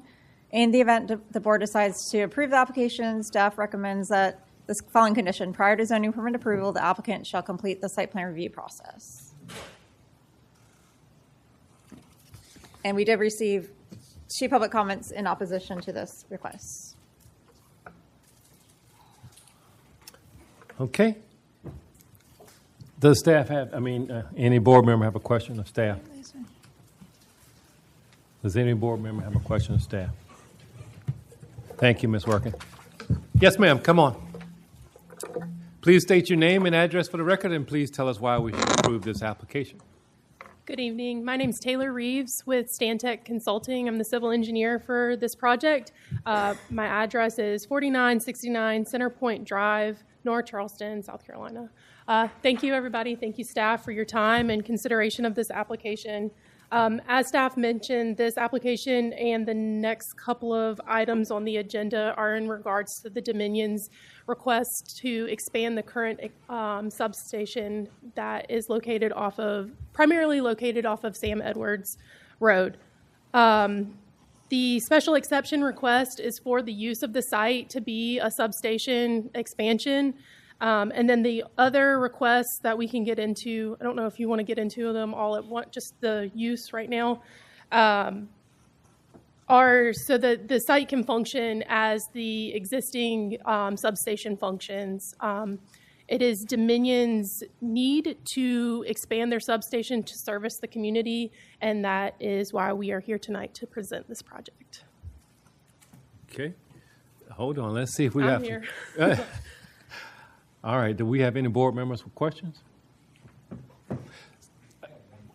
Okay, Mr. Neal. And I'm not sure, because all four of your variance, or special exception and your variance requests, I'm peeling through those now, but what's can you pull up the plat that has surrounding properties, or the aerial was fine too? I'm trying to the aerial will probably be better. The immediate adjacent properties are residential on. Well, let me just give you my concern, and then you can probably answer really. I'm very familiar with this area, so I'm not sure exactly what subdivision is behind that, or if it's older homes or whatever. But what type of fencing or view corridors and sound? Because I know some of your properties, some of the equipment that you have on your properties have sound issues, whether they're humming, vehicles on there. Tell me how you would address, since you're going to expand that area closer to the boundary lines, I would imagine, where the residents are living back there on the, I don't know if that's the east and the south resident corners of it. So just address those issues, because that probably hits on all four of your requests. Right. So a part of our request is the buffer, to reduce the buffer, and then also to allow a higher fence. The zoning standards is 4 feet, and we would request a taller fence. We would work with the community and with staff on the type of fence. What Dominion typically uses is a chain link 8.5-foot tall fence, and some screening could be added to that chain link fencing. But if an alternative fence is preferred by staff and the board, then we would consider that and put that in place with the site plan. The buffer reduction, it's only for a portion of the site development, and that was in order for the site to meet the Charleston County stormwater requirements. I think it's important with the site plan to note that where it's going to be that 15-foot, we also have a 20-foot maintenance shelf that goes around the stormwater detention pond, and then we have a rather large wet pond that would then be the substation expansion would be on the other side of that. So the equipment that you mentioned, that would be pretty internal to the site. It wouldn't be directly on the road. And some of the other items that the variance request applies for, it's because the site requests a recombination plat, which takes away that property line in the middle. And we had to request variance from the current site, that current substation, to allow it to function as it is current day. Have you had, may I have a follow-up? Yes. Have you had any contact with the property owners on either the east or the south that might be affected by your expansion? I have not, no, sir. Okay. Thank you. Uh-oh. Let's see, any other questions on this side? Can I say something? Not yet. Not yet. We'll get to you, I promise you. Mr. Jordan? As I heard one of my colleagues say earlier, and I totally agree, it makes a big difference when applicants reach out to the community. So why haven't they, and will they? We're willing, as Dominion's representative, we're willing to work with the community. This is our first step as far as community requirements go. We've worked with staff a lot to make sure that the site plan meets the requirements, and to my understanding, we hadn't been notified of any current issues with the substation from the surrounding property owners, so it was kind of under the impression that the use and expansion would be accepted by the community because of that existing use. Well, please don't take I'm directing this to you, because I am not. But that's usually, from what I've seen, that's done before they get here. So I can't help but wonder, does a big outfit like that you're representing just don't see the need? It makes a big difference to me of who responds in the community. I can address. Sir, you can speak after she does. All right, thank you. Nothing against you. Ms. Smith, you didn't? I was confused if we were treating all of these as one case, or if we were just discussing the... Well, it is all one case altogether, but we're going to take it one by one. It should be going. All right, I don't have any questions about this one. Okay, thank you. Any other questions on my left? Yes, sir. What are Dominion's alternatives if they were not to expand the substation at this site? You can't answer that? You I choose cannot, not to? but a representative from Dominion is here and can speak to that. Okay. Okay. Can he approach? He can go next. He can, He yeah. can- Okay. All right. After you finish, you'll get a chance to speak, sir. Okay. Any other questions for this? Yes, sir, Mr. Brown. This seems like a pretty large site. I don't know the first thing about it, an electrical substation, but why are we needing to encroach into what seems to be fairly minor setbacks and things at this point? Like, why can't things come a little more internal to this, like I said, pretty large site? I don't know if staff could pull back up the site plan. So in working with staff before we got to this point tonight, we had configured the site. What you'll see is that gravel area. It really extends the current substation, and a large portion of the equipment is staying right center with what the existing substation uses. And that's where the primary equipment expansion will be.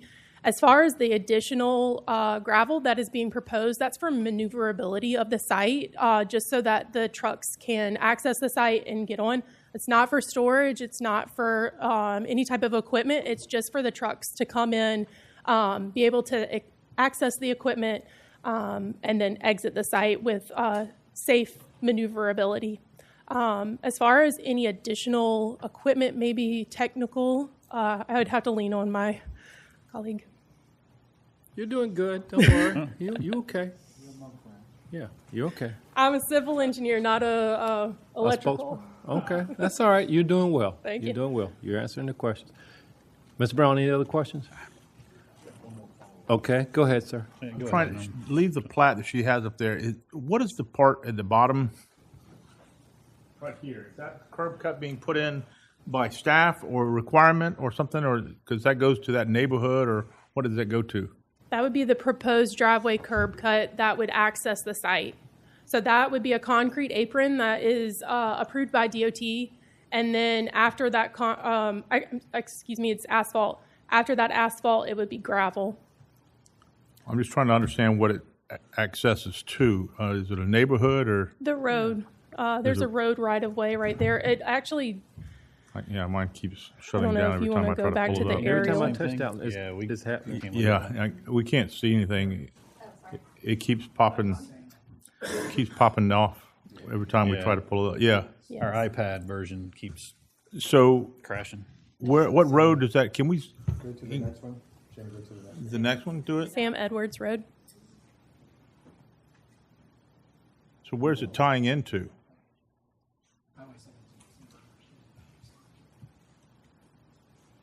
I mean, there's no road here. These are coming down here and it's going into a. Is that a road? Yes, that's a dead-end road. That's where I live. Yeah, I'm trying to understand that access point there. So I'm gonna need, maybe the Dominion Energy guy can Can you explain. go to the next one? Can you go to the next slide? Well, not that one, but it keeps. We keep losing it every time we get to the. It's this one.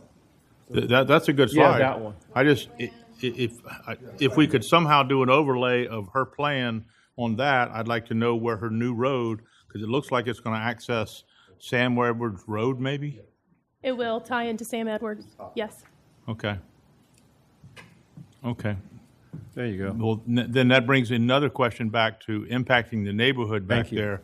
Of if you're trying to access with large vehicles through a very small road in a community, that's going to be a big impact. My understanding is the primary access will utilize the existing substation's driveway entrance, and this would be a secondary driveway, again, to access that rear equipment. So how often would that be utilized? Even though it's secondary, that'd be used daily, or was it more or less a question for him? Question. Okay. Sorry. All right, I'm going to let her go. Yeah, that's and, fine. yeah. Thank you so very much for your testimony. Anyone else to speak in favor? Yes, Yes. come on up. I just had to say it. Please state your name and address for the record. My And name is please- Larry Duffy. I live at 5371 Creekview Lane in Hollywood.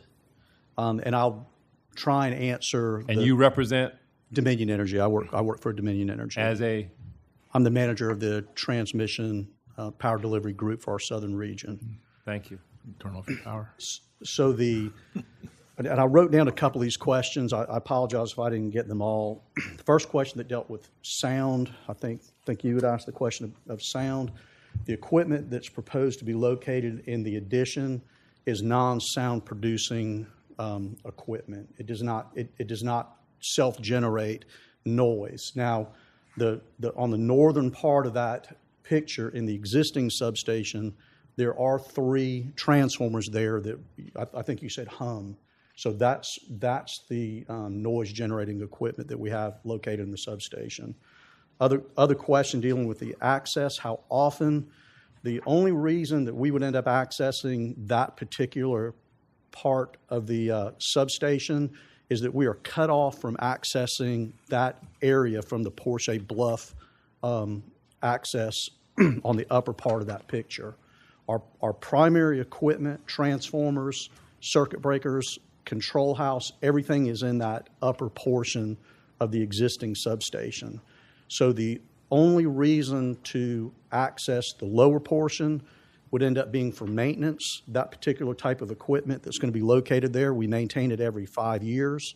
So every 5 years we would have vehicles in there to perform preventive maintenance or under emergency situations.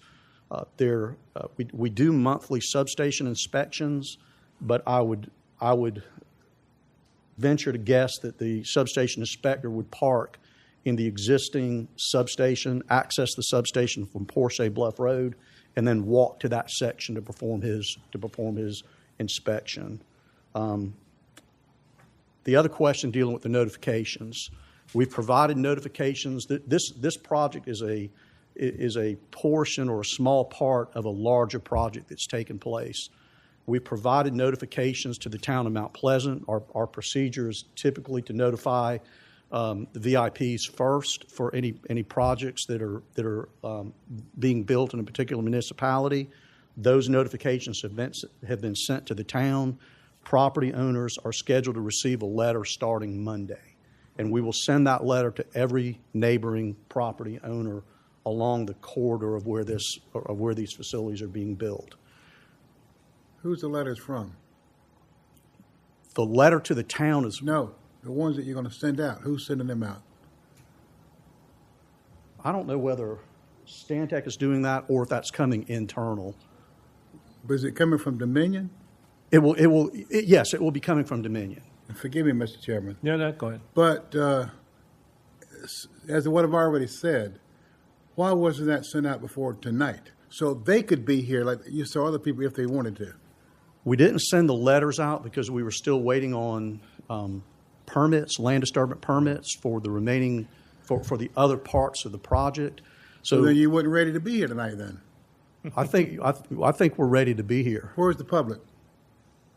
So, Mr. Jordan, let him finish his testimony, please. Well, I do have more to say about that. Oh, okay. So let him finish. Thank you. Go ahead, proceed. In the remaining parts of the project, the scope of this project is we perform ongoing load studies on our transmission system. And in 2019, we identified, based on load growth, based on projected load growth, that this particular area, this substation is served by 2 transmission lines. One that comes from Cane Hoy up Highway 41, kind of parallel in 41, through the Dunes West and Rivertown developments, and the other line comes from a substation near the old Wando High School on Whipple Road, and is served. That line goes to Isle of Palms and kind of back doors into this substation. So we have two transmission lines that serve this particular area. Our studies that were run in 2019 show that based on projected load growth, that under a single contingency, we can overload the line from our Cane Hoy to this particular substation. That line could overload for a single contingency.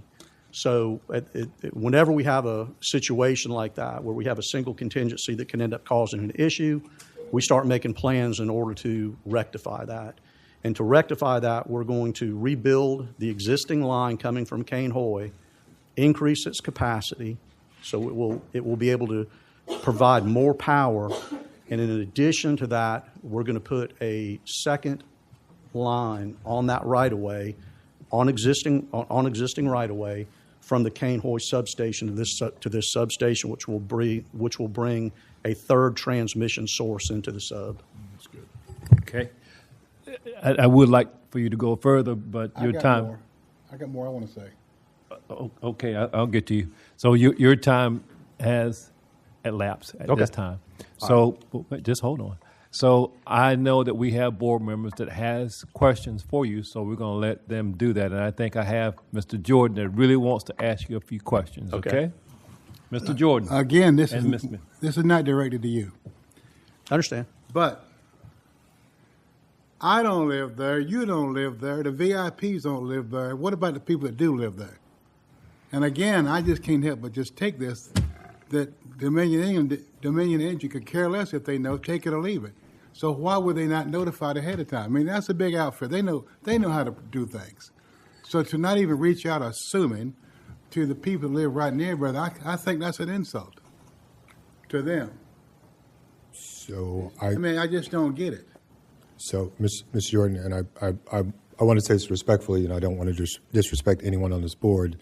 The county has a mechanism to notify residents within 300 yards of where an applicant has proposed work, and as long as the county meets those requirements, that is actual notice, legal notice. And so the fact that the board likes when applicants reach out to the community, and I've said this before and I'll say it again, it is not a requirement. There is such a thing called being a good neighbor. Yes, it is a good thing to be a good neighbor, and so I'm not disagreeing with the sentiment of what you're saying, but I do have to say that it is not the applicant's responsibility, be it this applicant or any other applicant, to give notice about what they're doing other than the notice that's required by the statute. Thank you. Yes, sir. Mr. Smith, Mr. Hughie.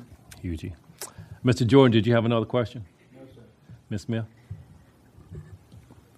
I see I can't zoom in on mine because it keeps shutting down, but this rectangle near the road, is that a pond?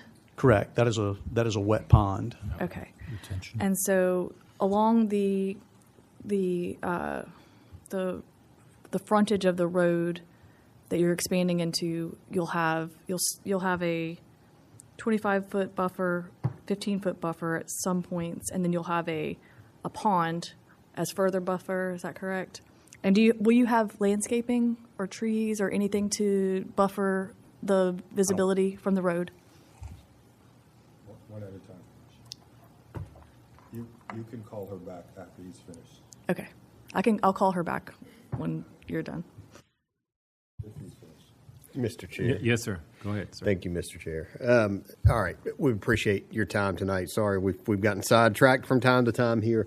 My understanding of how this process will occur, first we need this special exception to be approved so that the use could be allowed, and then the other variance items would kick in. So along those lines, I'd asked this question earlier, and I'm just curious about what Dominion's options are if you were not to expand that existing substation. I'm not going to say that there aren't options, because there's always options. There is no room left in the existing substation. So any option other than, we're trying to build a line on an existing right-of-way. My guess is that if that line is not installed in terminating at this particular substation, we'd be building a brand new line on green right-of-way to a brand new green substation located in another area. And this is a load center for us. All of our distribution facilities terminate at this station. So not only from the transmission perspective or the substation perspective, you have to rebuild distribution infrastructure somewhere else in a congested area. The thing that's not ideal for electric service is that the facilities need to be located where the load centers are. You can't ship it. You can only ship it a reasonable distance. So I mean, there's probably far-fetched alternatives that just would not be practical.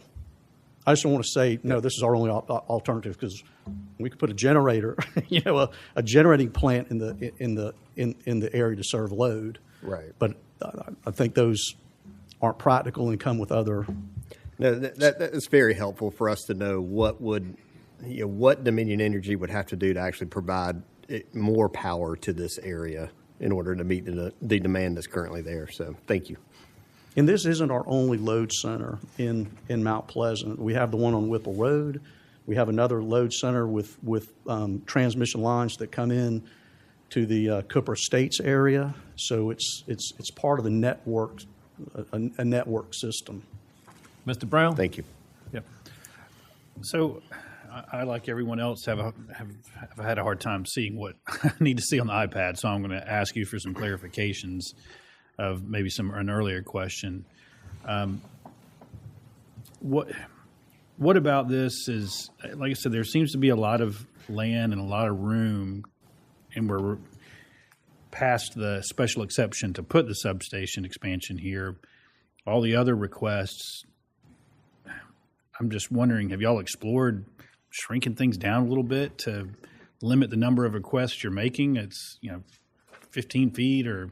I think the shrinkage that we had looked at concerning this particular substation had occurred with previous projects. So the last two projects that we built in this particular station, over on the right-hand side, we terminated a new transmission line coming from Isle of Palms. We put that in a very small footprint, and then Berkeley Co-op takes transmission service from us out of this substation to feed a station they have near that Seawee restaurant. So we squeezed that into the existing substation.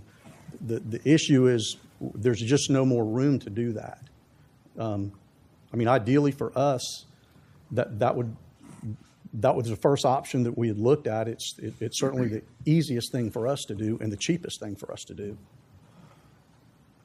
And so the dashed line, that's a rectangle, and I'm sorry if I've missed what this is. Is that the retaining pond that Correct. I'm talking about? And is that part of what's pushing this out towards the street? Because that's what it looks a little bit. Well, I think that's pushing it away from the street. From the road that's on the bottom of the sheet, right? Right. It's pushing it. Well, okay. You're saying the pond is bringing everything down towards that road. Is there not? Can you not move the pond to the left side? Again, I can't see anything other than what I'm looking at on the screen right here. It's kind of far That'll away. That'll be a great question for Taylor. All right. I'm just trying to help you out by. Are there ways to get rid of some of these requests to make some of the other ones maybe easier to get? So, thank you, Mr. Neal. Thank you, Mr. Chair. On the pond, when you follow up, maybe a deeper pond or something like that could change the scale. My issue, only issue, and I applaud Dominion Energy, for looking into the future. Obviously, the growth, that is a huge growth factor out there. I live in Mount Pleasant, so we see it, especially with the traffic. My only concern is that gravel road, because I think, is there a way to not have that access? Because you're asking, or the application includes extra curb cuts off of Porche Bluff Road, which is a bigger road than whatever that road is below. And there's no homes really on Porche Bluff Road in that area. That's Walmart and whatever that center is up there. And then you got the Lowe's, whatever that lumber yard is up there. So I don't have a problem, my one vote, with the extra curb cuts. I don't have a problem with the fencing, whatever gets worked out. I would like for you to probably incorporate your neighbors, whether it's the commercial neighbors or or whatever. My only concern is really that access point of large vehicles. And I hate to say it, if you build it, you'll use it. You're not going to say, well, we're not going to use it. It's only an emergency use or whatever. If a big truck comes back there, and big trucks going down, I don't even know what that road is going to impact those homeowners down there. And those school kids, and those are kids that probably are walking to school from somewhere, bike traffic or whatever. And Dominion Energy truck is a big truck. So if there was a way to not incorporate that access point back there, I would be much more favor of the project than that. But that's my only point. So if you could address that concern. The only issue is the piece of equipment that's located dead center in that new section is landlocked. It's a power circuit breaker, weighs I don't know, probably 30,000 pounds. You can't get to it from the front side of the? Cannot get to it through the front side. So if you see where that vertical line goes back up, almost right above your head, back into the existing substation, there's 5-inch tubular bus that runs vertical near that, if you want to call it the property line between the line of demarcation between the old sub and the new sub. There's 5-inch tubular bus, low profile bus. It's probably 15 feet tall that runs the length of that would that be, sorry to interrupt, is that something you would have to access a lot? I mean, my point is this is an emergency access road instead of just a road that's going to be open at any time for people we don't want kids rolling through there from the neighborhood and, hey, let's go up this gravel road and see what's going on. I'm just thinking of safety concerns. I'm sure Dominion Energy much more concerned about that than I am, but it's just you're opening up power lines to a residential neighborhood. The front side, you're opening it up to Portier's Bluff Road, so that doesn't concern me. That's a commercial traffic. It's the residential traffic that bothers me. Understand. In any of our substations, we'll put, and I think one of the reasons for the request was to get a variance on the fence is to go with a more high security fence to block off.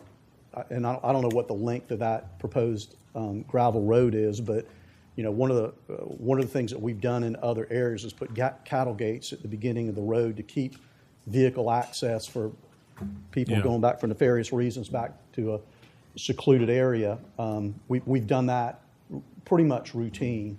Also keeps people from dumping on your property. Right. The other security issues that we have existing security in the existing substation where we have we remotely monitor the station for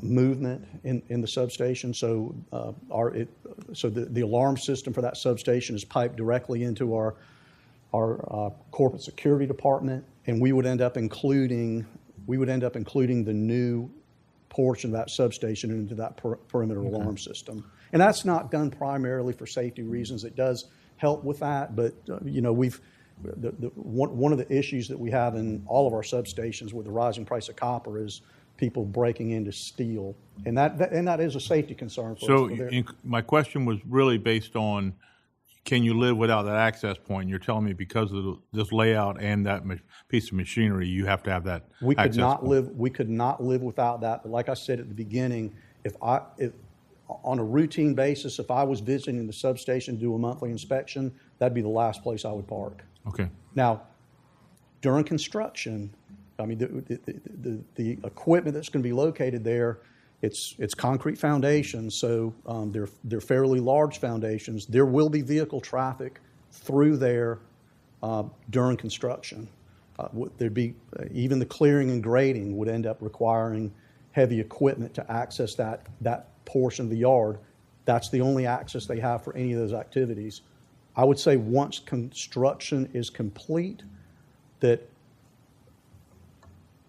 I don't think that will be a access that's routinely utilized, except for the activities I mentioned earlier, the 5-year maintenance we ended up doing, and any trouble calls we may have with that piece of equipment. All right, thank you, Mr. Chair. That got me. Okay.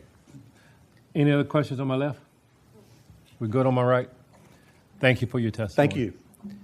Now, do we have anyone else to speak in support. Are you speaking in support? Yes, what? Are you speaking in support? Are you in favor? Are you in favor of this case? I came here because I got a notice in the mail about the fence being built on Sam Edwards. Okay. The dead end of Sam Edwards. All this is a shock to me, Okay. and I need to say something. Okay, I'll give you that opportunity. I'd like to call you back because we had a question over here. Please restate your name and address for the record. My name's Taylor Reeves. I'm with Stantec Consulting, and my address is 4969 Centerpoint Drive, North Charleston, South Carolina. Okay, we had a question here on my left. Ms. Smith? Yes, I had a question about the retention pond, and the question is, along the frontage of the road that we're adding access to, what are the, will there be any beautification or landscaping or other things that help the view from the neighborhood?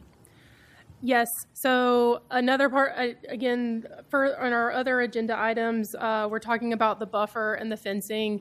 But just to touch on that, at this point, that 15-foot buffer and the other buffers around the property will be landscaped to meet Charleston County requirements. In addition, an 8.5-foot privacy fence is requested as a part of the variance to be, it's taller than what is allowed. I think what might allow for a little bit of clarification maybe with this site, and I know it's hard to see because of the grayscale and you're seeing the access. The reason why that driveway is a little bit... Can we pull it up? Ours doesn't work, so can we have like a picture up? Thank you. I don't know. Can you zoom in to that? It might help.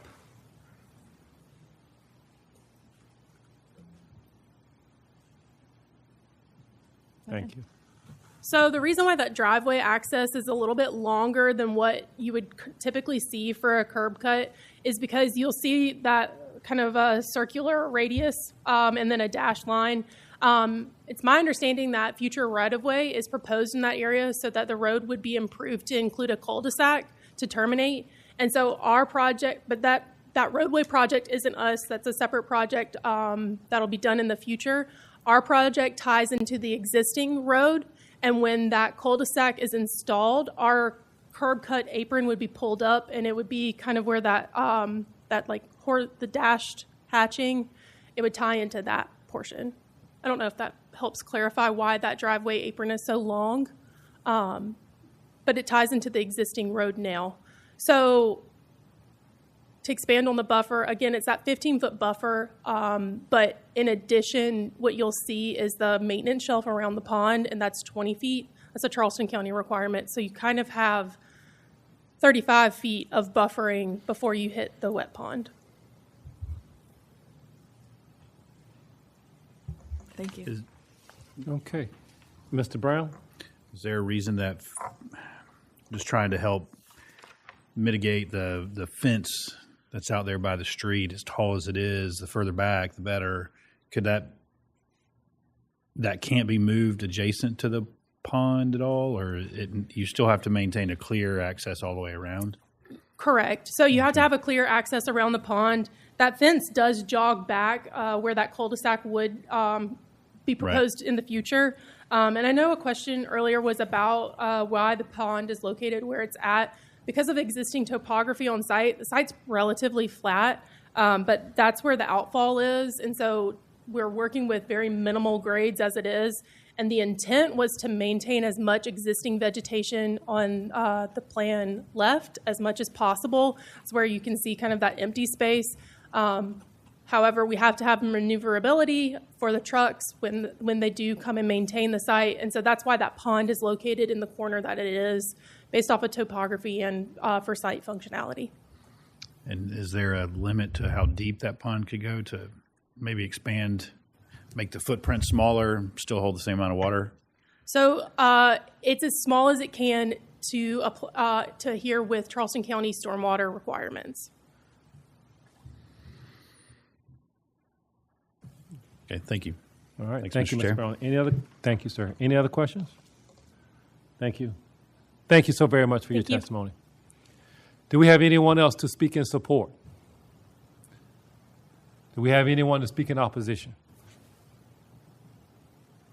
Please state your name and address for the record, and please tell us why we should deny this application. You want to pull that mic down? It'll help. Thank you, sir. Okay, this will all be impromptu. I didn't expect to.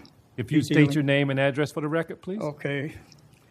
Name is James Coakley, and I'm at 1160 Sam Edwards Road. That's in Mount Pleasant, and that's the street we're talking about. The cul-de-sac that we're talking about is on Sam Edwards. I came here because it was my understanding they were going to raise the fence to 8 feet, just to, and it's going to be, all this is impromptu right now, but I didn't expect to hear them say that they will be expanding the unit there, the transformers, because if you got heavy wires come in, you're going to have heavy wires going out. It's got to come someplace from that transmission site to go someplace else.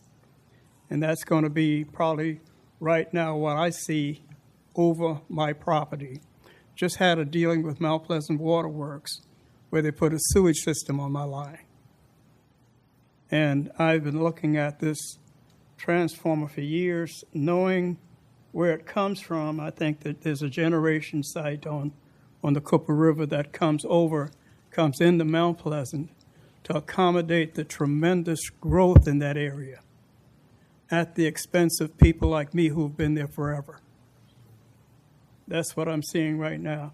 Technically, I can't say anything, but if you can look at the map and bring in Sam Edwards Road, I'm at the end on the right side going in, and the power company, Dominion, is on the left side. Right now, I stayed there for many years because I like to be in the country. Still a lot of trees in front of me, but I'm sure if they're going to be expanding, the trees will go away, and they'll turn into copper wires full of electrical energy. I assume we have no choice because of the growth in this area. But I'm responding, and this is an impromptu response right now because I didn't expect this. And I don't know what the options are. I don't know if I can fight it. 77 years old. I gave up a career going to Dallas, Texas to stay here, to stay away from growth. Mount Pleasant and Charleston and South Carolina, we're in the #1 in the country right now. And I'm the #1 of the #1 in the country right now because as the power company increases its need to serve the customers, that's going to be those big, heavy wires going overhead. If it comes from the power station, it's got to go someplace. Right now, there's a subdivision on the other side of me that used to be trees, but I don't think they'll bother that subdivision. I'm a single house, and there's 3 other family members within 300-400 feet of where I live on Sam Edwards, which means it's going to have a tremendous impact on our attitude and long-term health. Because if you got that wire going over your house or nearby, 20,000, 24,000 volts, whatever it is, it's going to have a long-term impact on my personal feeling health. Thank you, Mr. Coakley, for your testimony. I appreciate that, and I know we have a few board members that may like to ask you a few questions, and I'll start here on my right. Okay. Yes, sir, Mr. Neal. Yes, thank you for taking time to come here, because you're one of the homeowners that I was concerned about with the access points and the large trucks. I'm not familiar with Sam Edwards Road. I know the area very well, but can you see this map up here? Is there a way you could tell us which number it is? It's not going to correspond with your house number, but which property? Because you were telling me about the cul-de-sac, so I was thinking you're at 657 or 658. No. But it also ends Sam Edwards. Are you down here at 152 or 505? Look at 213, and that's it. That's 213, right here. That's where I am. So that's where you are. Okay, and on the other side of that is a subdivision that used to be trees Yes, sir. coming in from the other direction. 155, I think that is. Okay, That's yeah, where 155 is the the subdivision. That's where the transformer is at. So it dead ends right in front of your property? Right. So is there a cul-de-sac back there, or is it just dead ends? No, Dead a end. few feet before the end of the road, there's a cul-de-sac.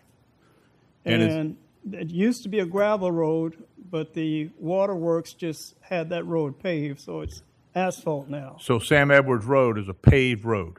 Yes. And that's not, is that a county road? County road it's a public road, yes. Yeah, public road then. Mhm.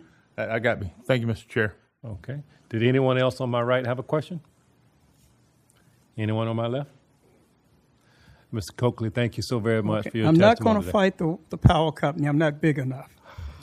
But I stayed in this county for a reason. Thank you, And Mr. it has gone, so Thank I'm you. going to let them do what they got to do, but they'll pay me for it. Do we have anyone else to speak in opposition? So, okay. Yes. Please state your name and address for the record. Good evening. My name is Elena Krudge, 1177 Sharpstown Court, Mount Pleasant. Your last name again? Krudge, Crudge. Thank you, Ms. Crouch. Actually, we do live on another side in the newer subdivision. It calls Porsche's Preserve. And it was founded, we bought a house in 2016, so it's about 10 years old development. I do believe it was some kind of expansion of the electrical substation, at least acquisition of the land since then. So definitely had plans. And frankly, I don't understand why I need to reduce the buffer by 15 feet just to have opportunity to bring the truck for the service. It's probably bigger, and definitely it's a fast-growing area. There's a lot of undeveloped land. Definitely, it's going to be developed. There will be need for more power, and I don't understand why everything needs to be pushed so much in every direction right now, except Porsche's Bluff Road. Sorry, I didn't even plan to tell that. I just found out about it recently. But when I was listening to explanation, I had a lot of questions. Unfortunately, it's not a format where I can ask questions to Dominion Energy. And of course, they are very grateful. We have electricity. That's wonderful. Just I don't. It's definitely a health hazard, as our neighbor stated. And all this electromagnetic, and it's huge. This power station, as big as it is, it's quite big, and it steps right to the road, Porsche's Bluff Road. Yes, Dominion has a problem with a new development. Again, I don't know if it's finalized already or it's still in a process. It does look like we're going to have 3 incoming lines from Route 17 at that point, and they're going to take a part of our property to create a second line, where right now one line against our property. We don't even know how logistically we can go in and out of our development. And in addition to that, we just found out that it is supposed to be built a sidewalk. Finally, hallelujah, we're going to have a sidewalk. Just walking to Route 17, how much to ask? Right now, we kind of, if we want to go to the town center or something, we just need to run like rabbits from one side to another, maybe a central line. And now with the Dominion station, it doesn't seem they can even complete the sidewalk. Well, let me see if I can help you. Let me see if any board member let me see if any of my board members have a question for you. Maybe we can clear it up. Anyone on my left? Anyone on my right? Mr. Brown. Mr. Brown has a question for you. Thank you. So you brought up the lack of a sidewalk. Is that sidewalk on this Sam Edwards Road or on Porcher's Bluff? Porcher's Bluff. Porcher's Bluff Road. So Yes. it would be across those 4 sort of driveways that are coming in and out of there? Yeah, there is a big, Billy Swales, a big new boulevard. It's going to be And Portia's Bluff is going to be extended, widened, and it's a big wide sidewalk, and actually 2 sidewalks on each side of Billy Swales. And it's a school, and many kids like to walk to the town center, and sometimes parents wait for them and so on. But there's no sidewalk to connect Billy Swales pretty much to the town center or to Route 17. It just abruptly stops. And but it's in the plan of the amount of this road 41 development. But all of a sudden, I don't think there is a room. I was actually today. I was driving. I drove to Sam. Okay. So thank you. And also, they're going to reduce. So reduce at this time, I'm going to have to stop you. Take some trees away. Take some trees away. Okay. Thank in you the so buffer very area. much for your testimony. I appreciate that. You may have a seat now. Thank you so very much. Thank you. Do we have anyone else? Well, there's no one else in the room. So you had the right of rebuttal if you care to. Do you care to use that right?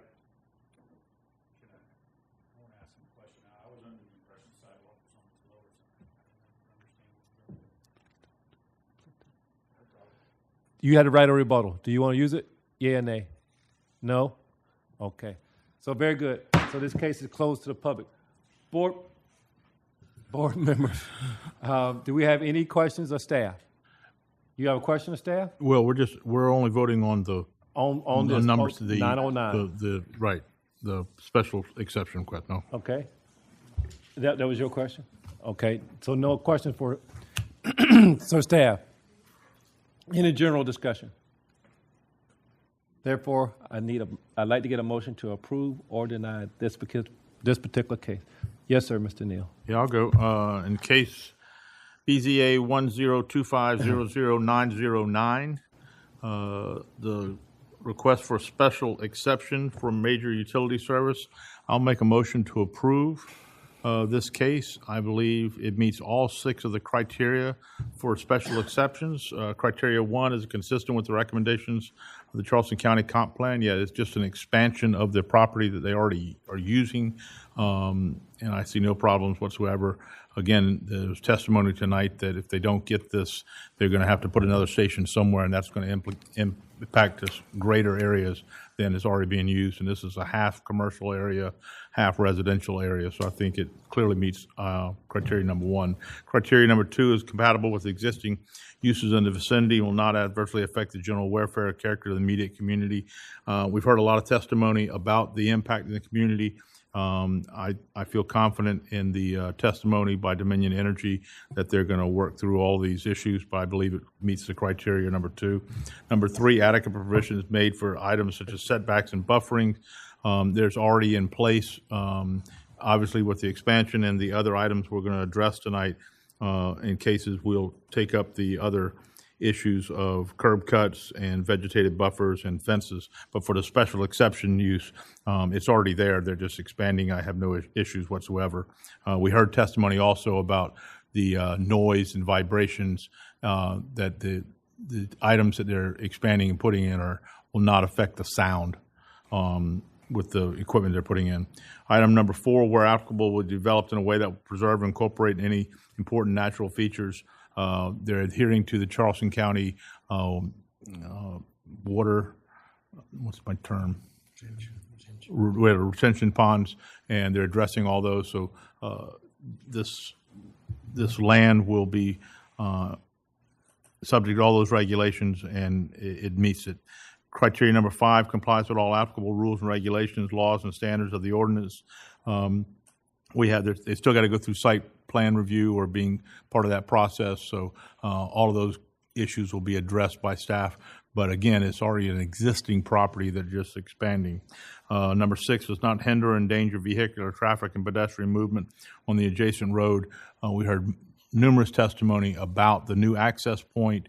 It's critical to making this location work for the expansion that they're adding. Again, if they don't get this location, they're going to drop this in another area. And as we all know, that area of Mount Pleasant is greatly growing. So I think the impact is minimal. We have heard testimony about the roads and wires and stuff, but I feel confident the applicant will work with the neighboring communities in addressing any of those other concerns. Staff recommendations? So please include the one staff recommendation for prior to zoning permit approval, the applicant shall complete the site plan review process. This is my motion. Thank you. Do we have a second? Okay, I heard Mr. Nelson. Any discussion? Yes. Yes, sir, Mr. Jordan. It ain't gonna make no difference, but I just want to make a point, if I could. You can always make the argument, well, you could put it somewhere else, or you shouldn't put it somewhere else. But I just ask you to remember, we had 2 residents that lived there, and you heard what they said. And you heard the one gentleman say that he doubted that Dominion Energy would put it in another neighborhood. I think I got that message, sir. So I just want to point that out to you. Yeah, you can always say, don't put it in some other area because this is existing, but just look at these faces. That's it. No, ma'am. No. Any other discussion? Board members? All right, so I need to bring it to Ms. Smith. You want to say something? Okay. So at this time, I'll bring it to a vote. All those in favor, please indicate by saying aye and raising your right hand. Aye. Aye. All. Any opposed? 2. All right, so it carries. Thank you. So that application has been approved. Within 10 days, you'll be getting information from staff letting you know the next steps in the process. Okay? So that case was closed. All right. How we can appeal it? And it's incorrect. It's not a privacy fence. It's a chain fence. So that's so, ma'am, I'm going to need you to sit down. You'll have an opportunity to speak to that. Yeah. We have another case coming up with that. Yeah, it's on it. Yeah. So our next case will be case BZA 10-25 9012. 9, 11, and 12. Thank you. Yeah, 00, 910, 911, 912. Thank you. Okay. 9, 10, 11, and 12. We're doing all 3? Yeah, Yes. we're going to do all 3. Yes. The applicant and property owner, Willie Taylor of Dominion Energy, South Carolina, Inc., represented by Taylor Reeves of Stantec Consulting, Inc., has submitted 3 variance requests associated with existing and proposed expansion of an electrical substation. The subject property is identified as DMS number 578-00-00155, located at 1145 Porches Bluff Road, 1162 and 1170 Sam Edwards Road in the east area of Charleston County. The property and surrounding parcels are located within the Mount Pleasant Overlay Residential Area Zoning District.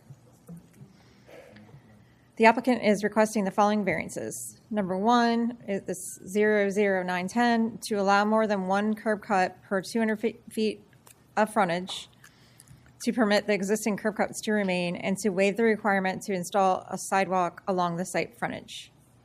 This is the ordinance requirements for that.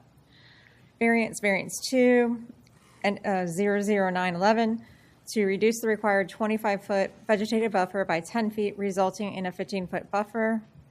And this is the zoning ordinance requirements for that. And then the third case is 00912, to allow an 8.5-foot chain link fence within the required right-of-way landscape buffer to secure both the existing and proposed substation facilities.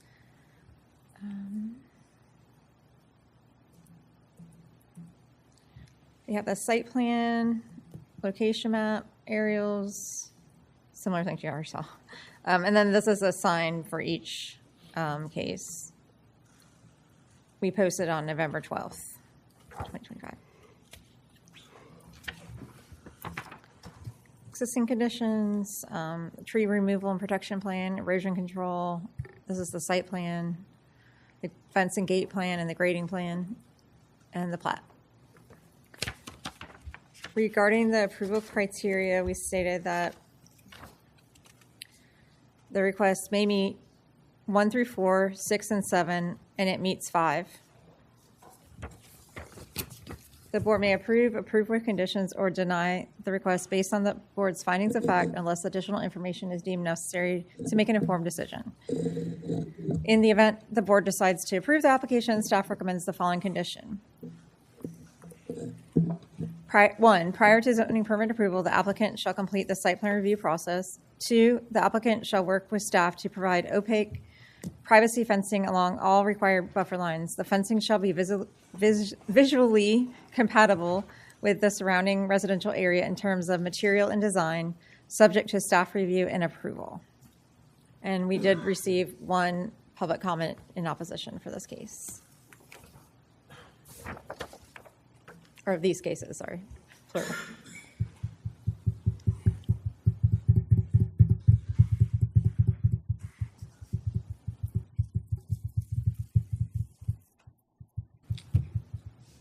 I'm sorry, my thing is keep going out. I apologize. Don't touch it, it won't go out. Thank you. Does any board member have a question of staff? So just a reminder, we're doing 3 cases, okay? And we'll do it step by step. You can approve any one of them or deny any one of them separately, okay? As we go through them. Yes, sir. You got a question? Yes, I do. Are there sidewalks on Porcher's Bluff Road? Porche Bluff Road, in front of other properties along that road?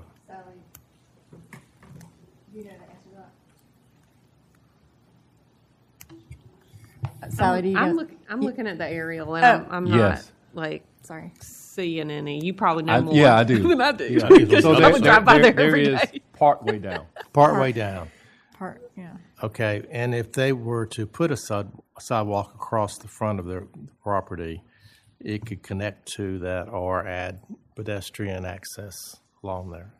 Is that correct? It's a pretty long stretch that would be adding sidewalk, right? Okay, thank you. Yeah. I live right there. Do you? In that area. By Walmart.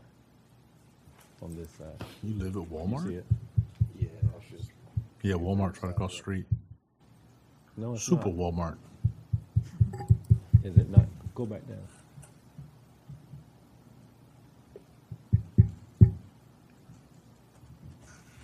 It's just a curb cut. So I stand corrected. There isn't. It's across the street. I think it's across the street on the Walmart side. There's sidewalks down at the entrance to this young lady's neighborhood, which Page is a couple of Preserve. lots down, but there's none in front of the lumber center or in front of the existing Going up substation. toward 17. Right. The commercial piece. Right. Correct. So no other questions of staff? All right, so you got 2 more minutes. Oh, you did? Is the exception related to the sidewalks, is it for Porcher's Bluff or is it for that main road? Sam Edwards? It would be both. Since it's in the urban area, technically anything along the right of way is required to include a sidewalk. So it would be for both. Okay, so if we didn't grant this, then Sam Edwards and Porcher's Bluff would have to have sidewalks. Okay, thank you. Yeah. Or you could do either or. Yeah, you want. if you wanted to kind of Mix it up. Yeah, decide one or the other or whatever. Yeah. Well, that follows up on a. Go ahead. Is there a sidewalk on Sam Edwards? If they just pave that road, is there a sidewalk on Sam Edwards Road? I don't think there is. Okay. I'm hearing We, no. we can find out. I'm basing my answers on Google Earth, and I would say no. Okay. I'm good for now. Thank you. Yeah. Anybody else? Okay, so you got a little bit of time. Let's start with 12. So I want to start backing in. Let's start on the fence first, okay? Okay. Taylor Reeves with Stantec Consulting Services, 4969 Centerpoint Drive, North Charleston, South Carolina. In regards to item number 12, is that okay? Yeah. For the fence. So we're proposing an 8.5-foot chain link fence to surround the site. It is consistent with what the other substations in the area we're utilizing. So the applicant, Dominion, we propose to use the same type of fence. However, we're willing to work with staff on the materials of that and the opacity, adding some screening to that chain link fence to make it more opaque. I also would like to note that fencing would be on the interior site side, so it would be buffer and then fence for the site. Say that again, the last part. So it would be, if you're working from the right-of-way into the site, it would be right-of-way, buffer, and then chain link fence. The shrubbery will be before. So you would have shrubbery on the other side of the chain link. You wouldn't necessarily, you might see it some, but that shrubbery, it's intended for it to buffer the fence from the right-of-way. Do you want me to go ahead and address? Well, tell me about the landscaping that you're going to put in front of it then. So the proposed landscaping is in accordance with Charleston County's buffer requirements and will be planted to meet Charleston County's requirements. For screening. I get you. Okay. All right. Go ahead. Questions on 12. So what is the requirement, just to help me? Is it going to be 8 feet tall, whatever is being planted in the buffer? The plant material? Yes. I can't speak specifically to the plant material that's being provided, but it meets Charleston County's requirements. I think there's a certain inch caliber that of the material that has to be planted back into the buffer to meet the regulations. To include the species of the lower plants that go in there too. You got trees and you got shrubbery that will go in there. So it includes trees? Yes. Okay. So the existing vegetation will remain, and then additional plant material will be placed in the buffer to meet Charleston County requirements. And how, can you remind me, there's a 25-foot buffer is what we're talking about there? So the requirement on that portion is a 25-foot buffer, but the request is to reduce it to a 15-foot buffer for a portion of the site. That's on number 10. That's 11. Okay. Well, we're doing the fence 12, but I can't Sorry, they control all that. overlap. That's all right. Go ahead. Ms. Working, can you pull up the map that has the lots? I guess it's the county map with the one that the gentleman showed me where he lived, which we picked up the house. Okay, there you are, right there. Can you blow that up a little bit? So we've heard testimony from an owner, a resident that lives in Porches Preserve. I don't really know which one, but I'm concerned about the difference in your buffers and landscaping that may affect 657 and 658 versus the buffer that comes out on Sam Edwards Road. So I don't have a problem as much with whatever fencing that you're doing in this area because there's no impact to a neighbor. These, I would be concerned about it. But these right here, 657 and 658, that are part of another neighborhood, now the commercial is impacting residential. And I don't know what type of scope that there is, but I'd hate to see just one thing all the way across, and that's what it is. But if Dominion Energy could impact that area so that it has the least amount of impact on the residential neighbors that are literally bordering this property, could you address that for me? Yes, sir. That corner of the property will retain a 25-foot buffer, which meets the county's requirements. It's after the jog in the property that you're kind of seeing at that 213 on that map. That's where it would get reduced. So the reduction is it's along that right of way on Sam Edwards that we're asking for the reduction. All right. So, is there anything enhanced on 657 and 658 that can protect Porches Preserves and those lots that are those residential homeowners that are backing up to this expanded? Because right now they've got forest in their backyard, and they're not going to have forest in their backyard. They're going to have a retention pond in their backyard, and they're going to hear trucks doing construction back there. I'm just concerned about landscaping and buffers just on that one piece, if that makes sense. So the existing mature vegetation in that area will remain, and then additional plant materials that are in accordance with Charleston County's requirements will be placed in those buffers in that area. Could we pull up the site plan that she pulls up? Because I didn't see that. I guess I started on the wrong one. I don't think that the site plan shows the landscape plan. I don't think it was included with the submittal. I tried to do something easy first. So, Mr. Chair, which one of the variances would address, or this might be for staff, if we wanted to enhance the buffer? Yeah, right there. If we wanted to enhance either the buffer or landscaping in this area to protect these homes, these homeowners, how could we address that as a staff comment to? But I mean, it's still got to go through site review. I'm just trying to protect those homeowners in that area. So. That makes sense. Yeah, so Is that number you on 11. We're talking about 12. No, I know. I'm trying to. That's my only concern. Is I'm trying to figure out where we are. If somebody makes a motion on this, if we could include something on number. We're talking about all three together as a motion. Yes, sir. I would also, if you're asking me a question, I'd like to see you do some help on Sam Edwards as well, because they also have to see that too. Their homes there, not agree. just to cover that little piece there for those residents in Charleston, but down Sam Edwards.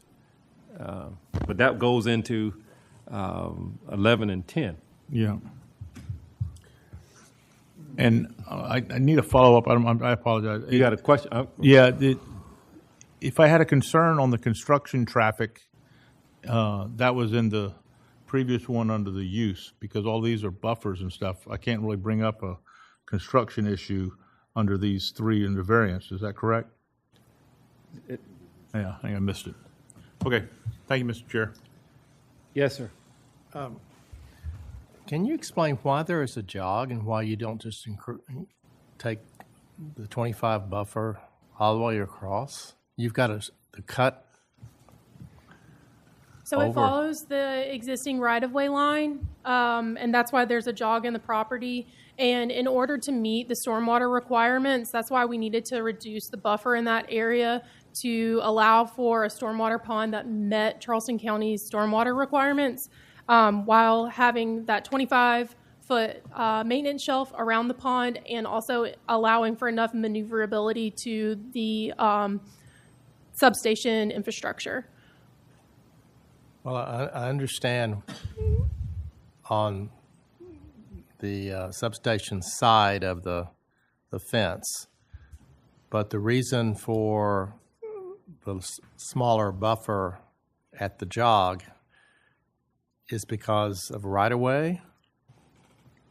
So because to meet the pond requirements, we're limited to that kind of pinch point on the site. Again, with that existing topography, it's very flat, so we had to dig out the pond in that corner because that's where the stormwater outfalls currently. And to meet the requirements, to meet the stormwater requirements set forth, again, with the maintenance shelf, that's how the pond works for the functionality of the site. And then back to SEN2, we needed to reduce the buffer to meet their requirements. So a larger buffer there would somehow change the stormwater requirements?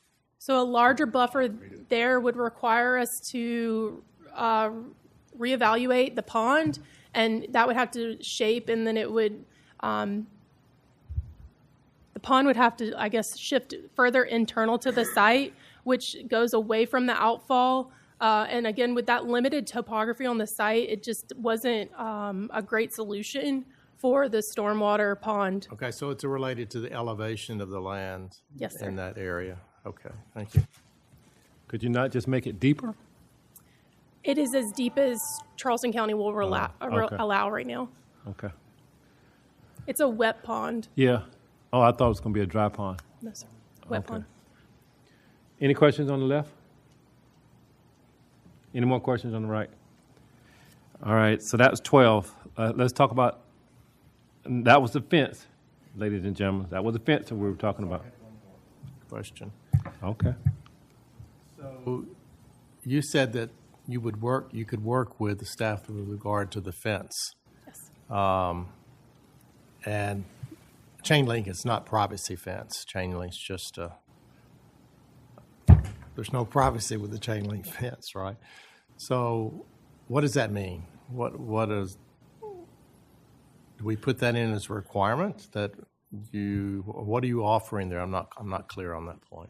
So the intent is to work with staff to come up with an accepted alternative. It's Dominion's preference to use the chain link. It's what their sites currently use, the existing substation, and so that's why we're adding it to the request. If that is not approved tonight, then the client and our team, will work with staff to come up with an alternative that meets Charleston County's opacity requirements for fencing. Okay, thank you. Mr. Brown? Are we making motions each number, or are we going to combine? Well, we're going to make all at one, but you can deny or approve any particular one. Okay, I just want to make sure we're not. Yeah, what I was hoping to do was just talk about 12, the fence first, but okay. I'm going to let the lady go first, Mr. Jordan, then you go next, okay? I'm sorry. So I saw there was for 912, wasn't there like a staff recommendation or something to make it an actual privacy fence? So is it going to be a chain link fence or is it going to be a privacy fence? The request at this time is an 8.5-foot chain link fence that is consistent with the existing substation expansion. However, if that fence material is denied, then the intent is to work with staff on an alternative that meets staff's requirements for opacity. Do you have an alternative that you would like to suggest, Ms. Smith, or does the chain link work for you? I can't pull up any of these, so I can't look at the verbiage on them, but I think there was what do you call those? Recommendation. A staff recommendation attached to 912 that said that they... We can't see it. Our screens, if I'm like the rest of us, it keeps going out every time we... That's right. It's the site number 2. Kills it. Everything else is the main site. So, yeah, so there were these staff recommendations that the applicant would work with staff. I'd love to approve, but it would need to be privacy fencing, so I'm not quite sure what. So what does privacy fencing mean to you? Worst case scenario, one of those chain link fence with those green things going through it, Flat so you screen. can't see. But it would be, yeah. So, but I it would think be. that's a good recommendation. Okay. I recommend that. Yeah, you can. Okay. That was on my mind anyway. Okay. Mr. Jordan. And on mine too. So do you intend to, or could you put slats in your chain link fence? That is up to our preview. But you could do it. Yes, Mr. Jordan, that's up to our preview if we make it a condition. Thank you. Okay. All right. Do we have any other discussion on the fence? Well, we'll let her talk about the fence. Let's talk about the sidewalk next on 11, please. So you're talking about sidewalks on both sides, the Sam Edwards and Porsche's Bluff. Sure. I'll start with Sam Edwards first.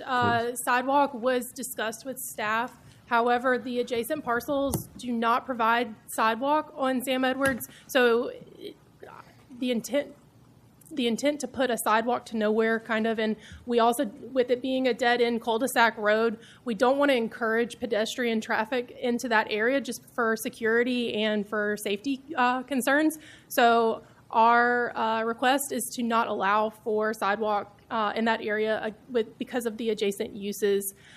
Similarly, on Porche Bluff Road, the adjacent parcels do not provide sidewalk access, and there's also a ditch, I believe, that runs along that right-of-way. So to add sidewalk in that area, again, it would encourage pedestrians to walk in an area that we don't really want to encourage pedestrian traffic with it being a substation facility. And because the adjacent parcels do not provide sidewalk at this time, we didn't think that it provided benefit for the community and the surrounding areas. Yeah, I think that's all I have. Any questions about the sidewalk? Yes, ma'am, Ms. Smith. So I would really like to see sidewalks. I don't have an issue with the curb cuts, but the lack of sidewalk, you can see in the Google Street View, they call them desire paths, where there's it's turned to dirt from where so many people have been walking along there. And I think a sidewalk would be a great addition and would be an asset to the community. So, since I'm a resident of that area, I'll get to you. I know you're coming. There, just like Ms. Smith said, there is a lot of pedestrian walking that's going on both roads. So, you think about large trucks utilizing those entrances. You would want those people to not have to walk in the road, which is a busy road. I'd rather have them on your sidewalk than out in the street. But that's just a comment, not a question. But we had a question on my right, or no? Oh, did we? No, it wasn't a question. I really don't understand why. There's a sidewalk that you can see to the right. It does end some distance from the Dominion property, but clearly it's a busy road and a sidewalk for those people who are walking, and it does look like a dirt track along there, that it would be a benefit. That's my view. Okay. Thank you. Okay, so let's talk about Can yes. I respond? So just again on that sidewalk in that area, that sidewalk, if required by the board and staff, that is a DOT. That would be a DOT sidewalk, and then that ditch would have to be rerouted. Again, for the sidewalk not to connect on either side, I would encourage to think about that connectivity and what we're encouraging as far as pedestrian traffic, and then also that creates additional drainage concerns for the area. That ditch would have to be rerouted. It's a functioning ditch as is. It's working, and then to add sidewalk and additional impervious in that area could cause drainage concerns. I'd like for you to tell the people on Long Point Road that same situation. That's near that. So, yeah, they had that same problem. All right, let's go ahead. Thank you for the comment. So let's talk about 10, your buffer. Okay, so was I wrong? So I think curb cuts. I'm sorry. I think to add to item number 10. So it's the curb cuts and the sidewalk. Those two are together for item number 10.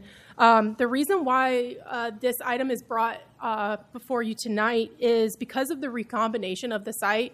The parcel currently it's two properties, and it's already recorded as being recombined.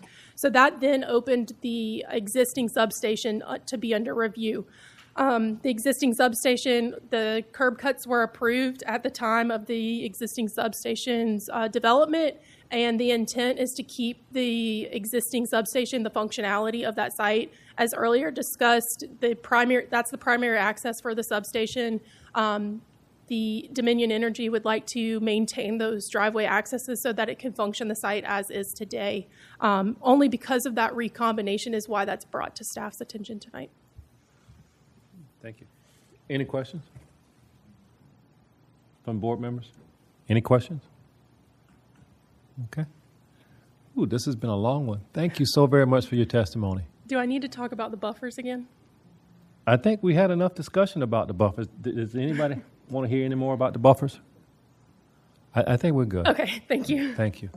Okay, so looking at the room, I don't think we have anybody else to speak in favor. Do we? Okay. Do we have anyone to speak in opposition to these last three variances? The sidewalk, the fence, and the buffers. Do we have anyone to speak? Okay, there we go. So we're going to please state your name and address. Elena Krudge, 1177 Charleston Court. Okay, so you have 2 minutes. Thank you. 2 minutes. Yes, ma'am. About the fence, my understanding, the fence will be on the property line with our property, right? It's not going to be 25 feet away from us. It's going to be right next to us. Is this correct? No. Did you understand? No. So the fence will be This way. closer to the power station, or it's closer We to can't hear us? you when you don't speak into the mic. Oh, I'm sorry. Is the fence will be closer to the power station? My understanding, fence will be on our side, as close to us as possible, right? No, ma'am. Please address the board. The fence will be on their property. The fence will not be on your property. It'll be Of on the buffer. Please address. My please, understanding is going to be on the buffer, but close to us, right? Is this correct? on their property. The fence But is going to be buffer, on their but the- property, on the buffer. On the buffer, but right next to our property. Of course, on their property. Is this correct? You're talking about 25 feet from your property line. Okay, 45 feet away from our property line. 25. 25. 25 feet. 25. It's where the fence will be, right? Okay, thank you. But there'll be landscape there also.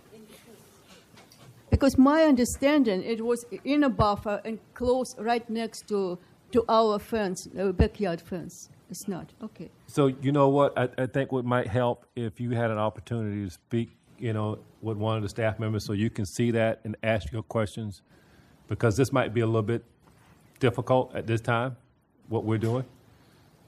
And we'll be more than delighted to sit down with you, okay?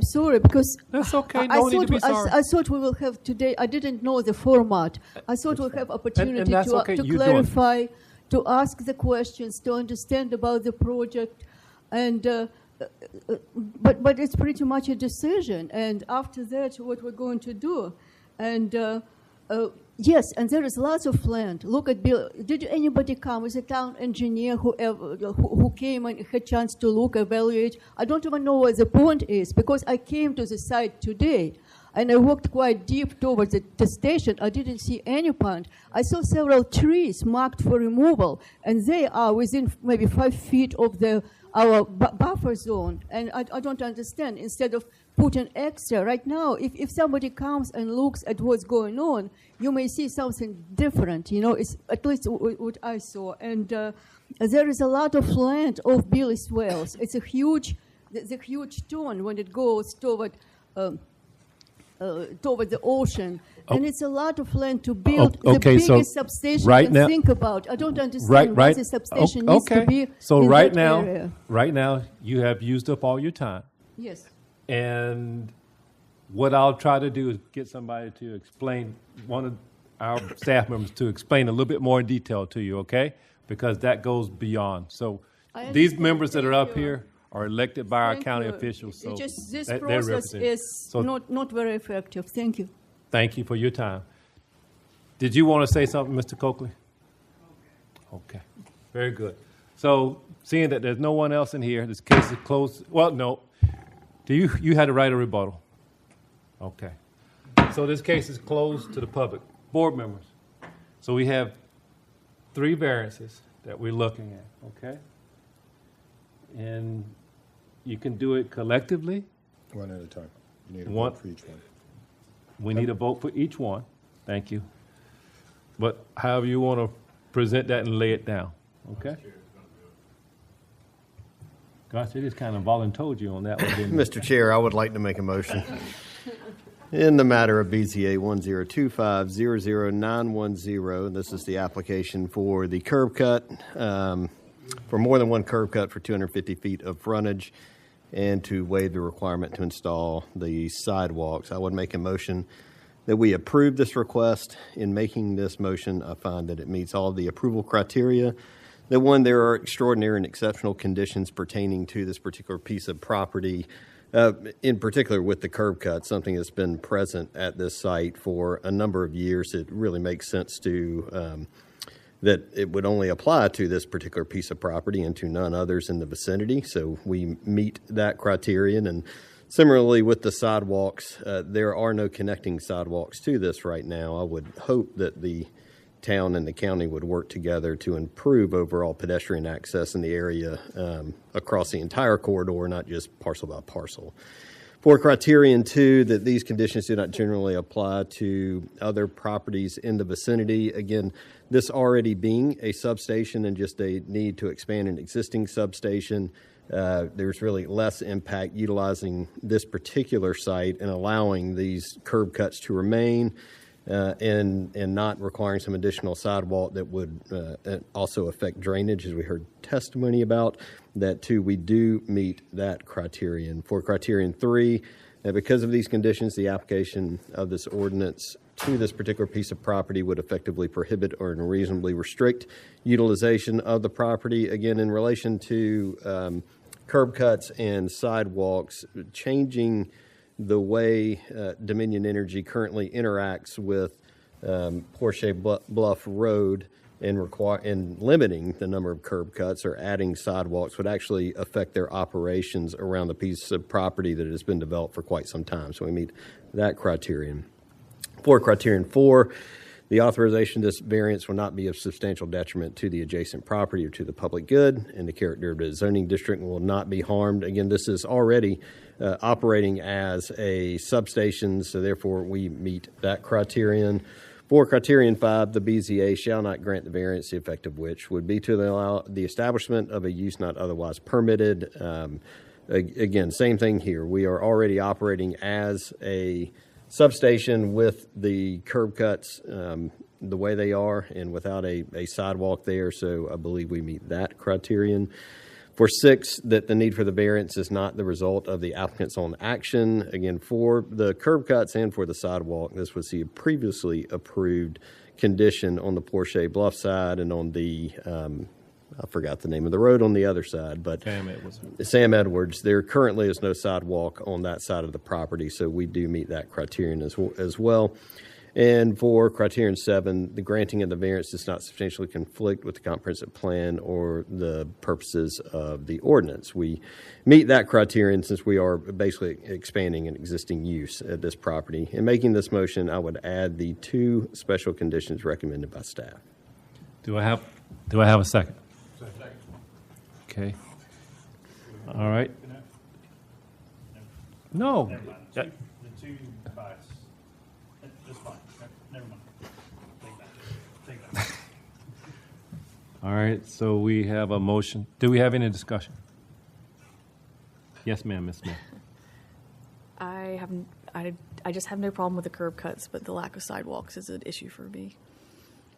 And why? I agree. I'd like the same comment. Okay. All right, so we're having some discussion.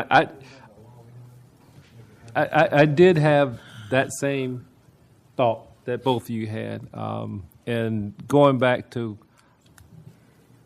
Ms. Working's predecessor, Mr. Evans would always say, somebody has to start the sidewalk to nowhere. Am I right, Ms. Working? So either the town or the applicant started. And it has to start somewhere. And I do think about the magnitude that it would have on the pedestrians that are moving, especially down Porsche's Bluff. I don't see too much traffic on Sam Edwards. It's a dead-end street. It's a dead-end street. But Porsche's Bluff is a very heavily trafficked area. So that's just my thoughts of it. Ma'am?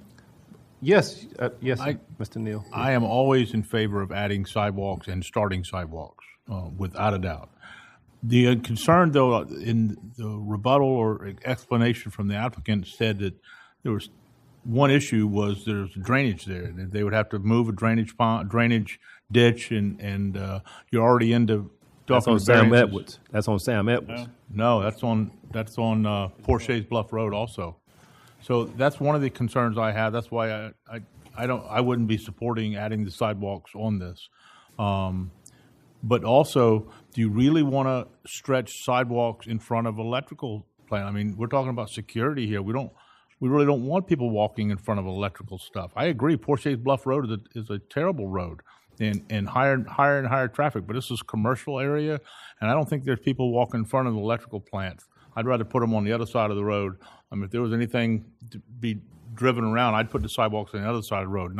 I wouldn't feel good about requiring sidewalks on an electrical plant. I can agree with you on that. I can agree with you on that. And I will say, from my perspective, I've owned a piece of property before where we converted a residential lot to commercial use, where we were not necessarily building a new building. We were just taking an existing house and turning it into an office space. And one of the requirements from the county at that time was to add sidewalks in front of that house. And it would have been, this was 15 years ago, it would have been and still would be about the only lot along a 2-mile stretch of highway that would have a sidewalk in front of it, because the proposed road widening that was also supposed to occur never happened. And so while I really do understand the need for sidewalks and for greater pedestrian access, my personal feeling is that that's something that takes on a much larger role that the county, that the local municipality really needs to take on to accomplish those goals.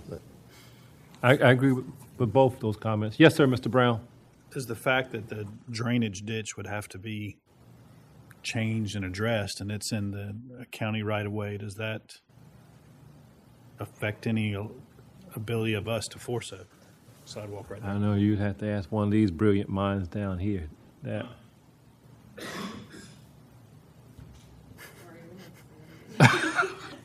It's getting late. You should be listening to everything we say.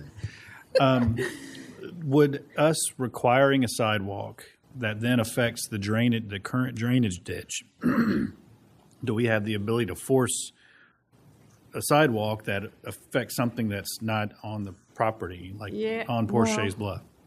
I mean, I guess that's kind of what you're here to relieve that if there is a hardship.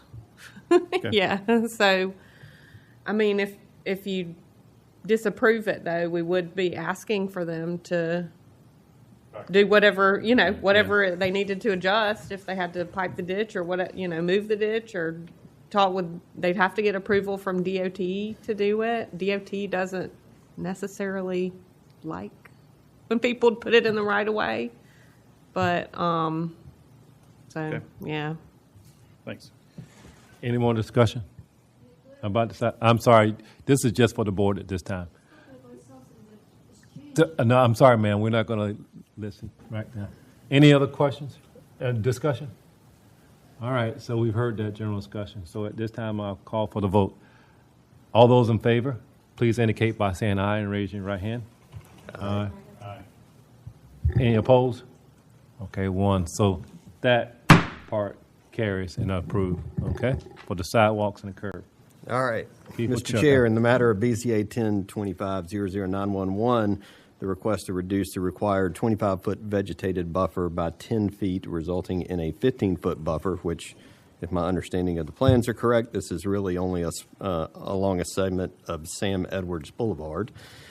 That we do meet that criterion. I would make a motion that we approve the request that, one, there are extraordinary and exceptional conditions pertaining to this particular piece of property. In granting this request, I'm compelled by the testimony that we've received that, one, because of the flatness of the site, the only location for the pond is in the area that's been proposed by their civil engineer. And in order to meet the outfall requirements, the pond has to be where it is. There's certain county requirements that are required for maintenance around the pond to maintain those areas, so that creates some site constraints that pushes the buffer down to 15 feet. Fortunately, it only occurs along an area of an existing road right away and not against someone's property. So I believe there are extraordinary and exceptional conditions that meet that criterion. That, two, these conditions do not generally apply to other properties in the vicinity. Again, in meeting that criterion, this is really more related to the fact that this is already an existing substation. It is an expansion of that particular use. And so we meet that criterion, that there are not really many other properties that already have a substation on them in this area. For criterion 3, that because of these conditions, the application of this ordinance to this particular piece of property would effectively prohibit or unreasonably restrict utilization of the property, again, with the necessity to meet the stormwater requirements, and that being the only location for placement of the pond, it is necessary to reduce the buffer along the road right-of-way to 15 feet. So we meet that criterion. For 4, the authorization of the variance will not be a substantial detriment to the adjacent property or to the public good, and the character of the zoning district will not be harmed by granting of the variance. In meeting this criterion, I'm compelled by the applicant's desire to increase the amount of vegetation that would exist within that 15-foot buffer between the existing road right-of-way and the fence that will be constructed. So that really allows them to meet that particular criterion for reducing the buffer. For 5, the BZA shall not grant a variance, the effect of which would be to allow the establishment of a use not otherwise permitted in the zoning district. Again, here we're expanding an existing use, so we meet that criterion. For 6, the need for the variance is not the result of the applicant's own actions. In this particular instance, the applicant is really trying to adhere to all of the regulations that pertain to development of the property, and those drive certain conditions that do require some variance requests and some relief of the ordinance. And in this case, again, we're talking about the location of the stormwater pond, and that's really what is pushing the need for reducing the buffer in that portion of the property, along with access to the backside of the property for maintenance of the new structure that will be installed.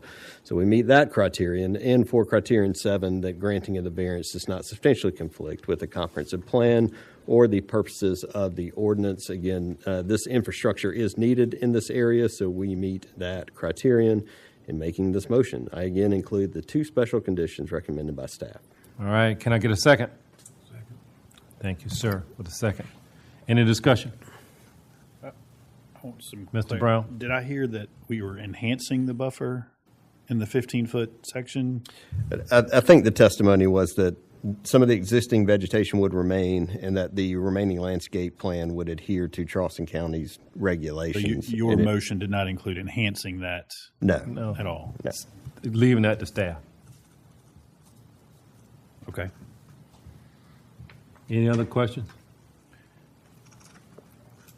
All right, so we had a motion that's been properly moved. The second. All those in favor, please indicate by saying aye and raising your right hand. Aye. That was unanimous, correct? So that carries. All right, last one.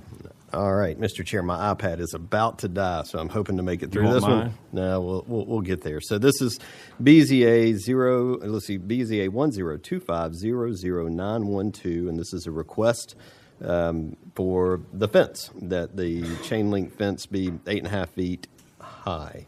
So I would make a motion that we approve this request, that 1, there are extraordinary and exceptional conditions pertaining to this particular piece of property, as we've gone through in the other requests, that, again, this is an expansion of an existing use that has certain site conditions that necessitate the need for stormwater ponds, for the ability to access equipment, for access to the property itself. There's an existing chain link fence on the Porsche Bluff side that is already a 8-foot or 8.5-foot chain link fence.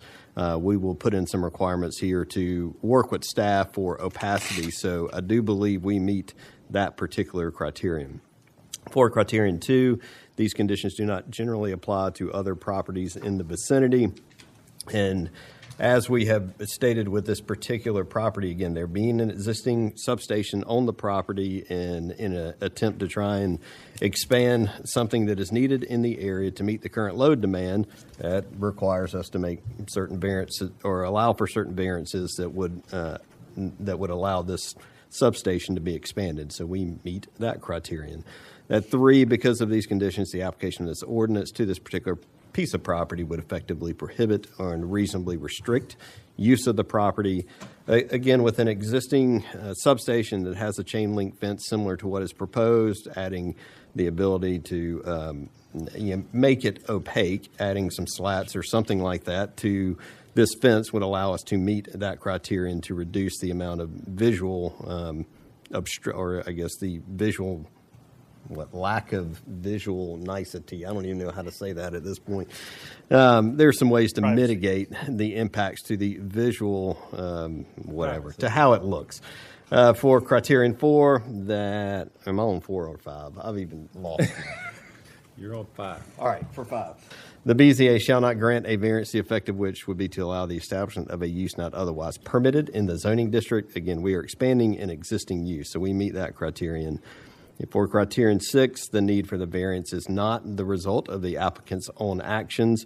Again, the applicant is requesting the ability to expand their existing fence around the property. We have a condition that will add some opacity to it that will mitigate the and offset just the simple nature of a chain link fence. And so we meet that criterion. And for criterion 7, granting of the variance does not substantially conflict with the comprehensive plan or the purposes of the ordinance. In meeting this criterion, that this particular variance and some additional opacity to it will allow us to meet the purposes of the comprehensive plan. So in making this motion, I would add the 2 special conditions recommended by staff. All right, thank you. Bungled Second. motion. Do I have a second? Second, okay. I know you had your hand up, so I was thinking you were going to say second. I have a question for the author of the motion. Okay. Sure. Did I hear that you did include in the slats for the chain link fence? What I included was the special condition recommended by staff that says the applicant shall work with staff to provide opaque privacy fencing along all required buffer lines. The fencing shall be visually compatible with the surrounding residential area in terms of material and design, subject to staff review and approval. So I'm trusting our staff to follow through with the condition that they wrote. Does that include the existing fence also? Yes. Do you want it to say slats? Porsche's Bluff Drive. I think it would look silly if half of it slats, half of it not. Mr. Brown? That's what I would like some clarification. Is this the entire perimeter of the property that we're asking for this privacy, opacity thing? Was that the... And not just along the backside? 8 feet around. Porsche's... I would be good with the entirety of the property. The whole thing, okay. Then I am too. Part of the motion. Yes. You accept that, okay.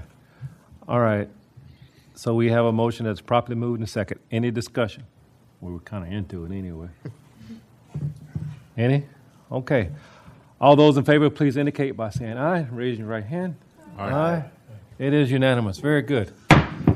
Ooh, Lord Jesus. Okay. So all 3 of these applications have been approved with necessary changes. Within 10 days, you'll be getting information from staff letting you know the next steps in the process. For all of you, thank you so very much for your tolerance and congratulations. Ms. Working, what information do we have for I have our good January news. meeting? 5 cases. Woo! Ooh, we Yeah. get to go back to 5 o'clock. Merry Christmas. Happy holidays. All My right. gift to you. Let- You have a question? When is our board Christmas party at your house? It was a good one last year you put on. I did not. Meeting's adjourned. Thank you. Let's roll. Yeah. Neely's waiting. Hey. Merry Christmas and Happy New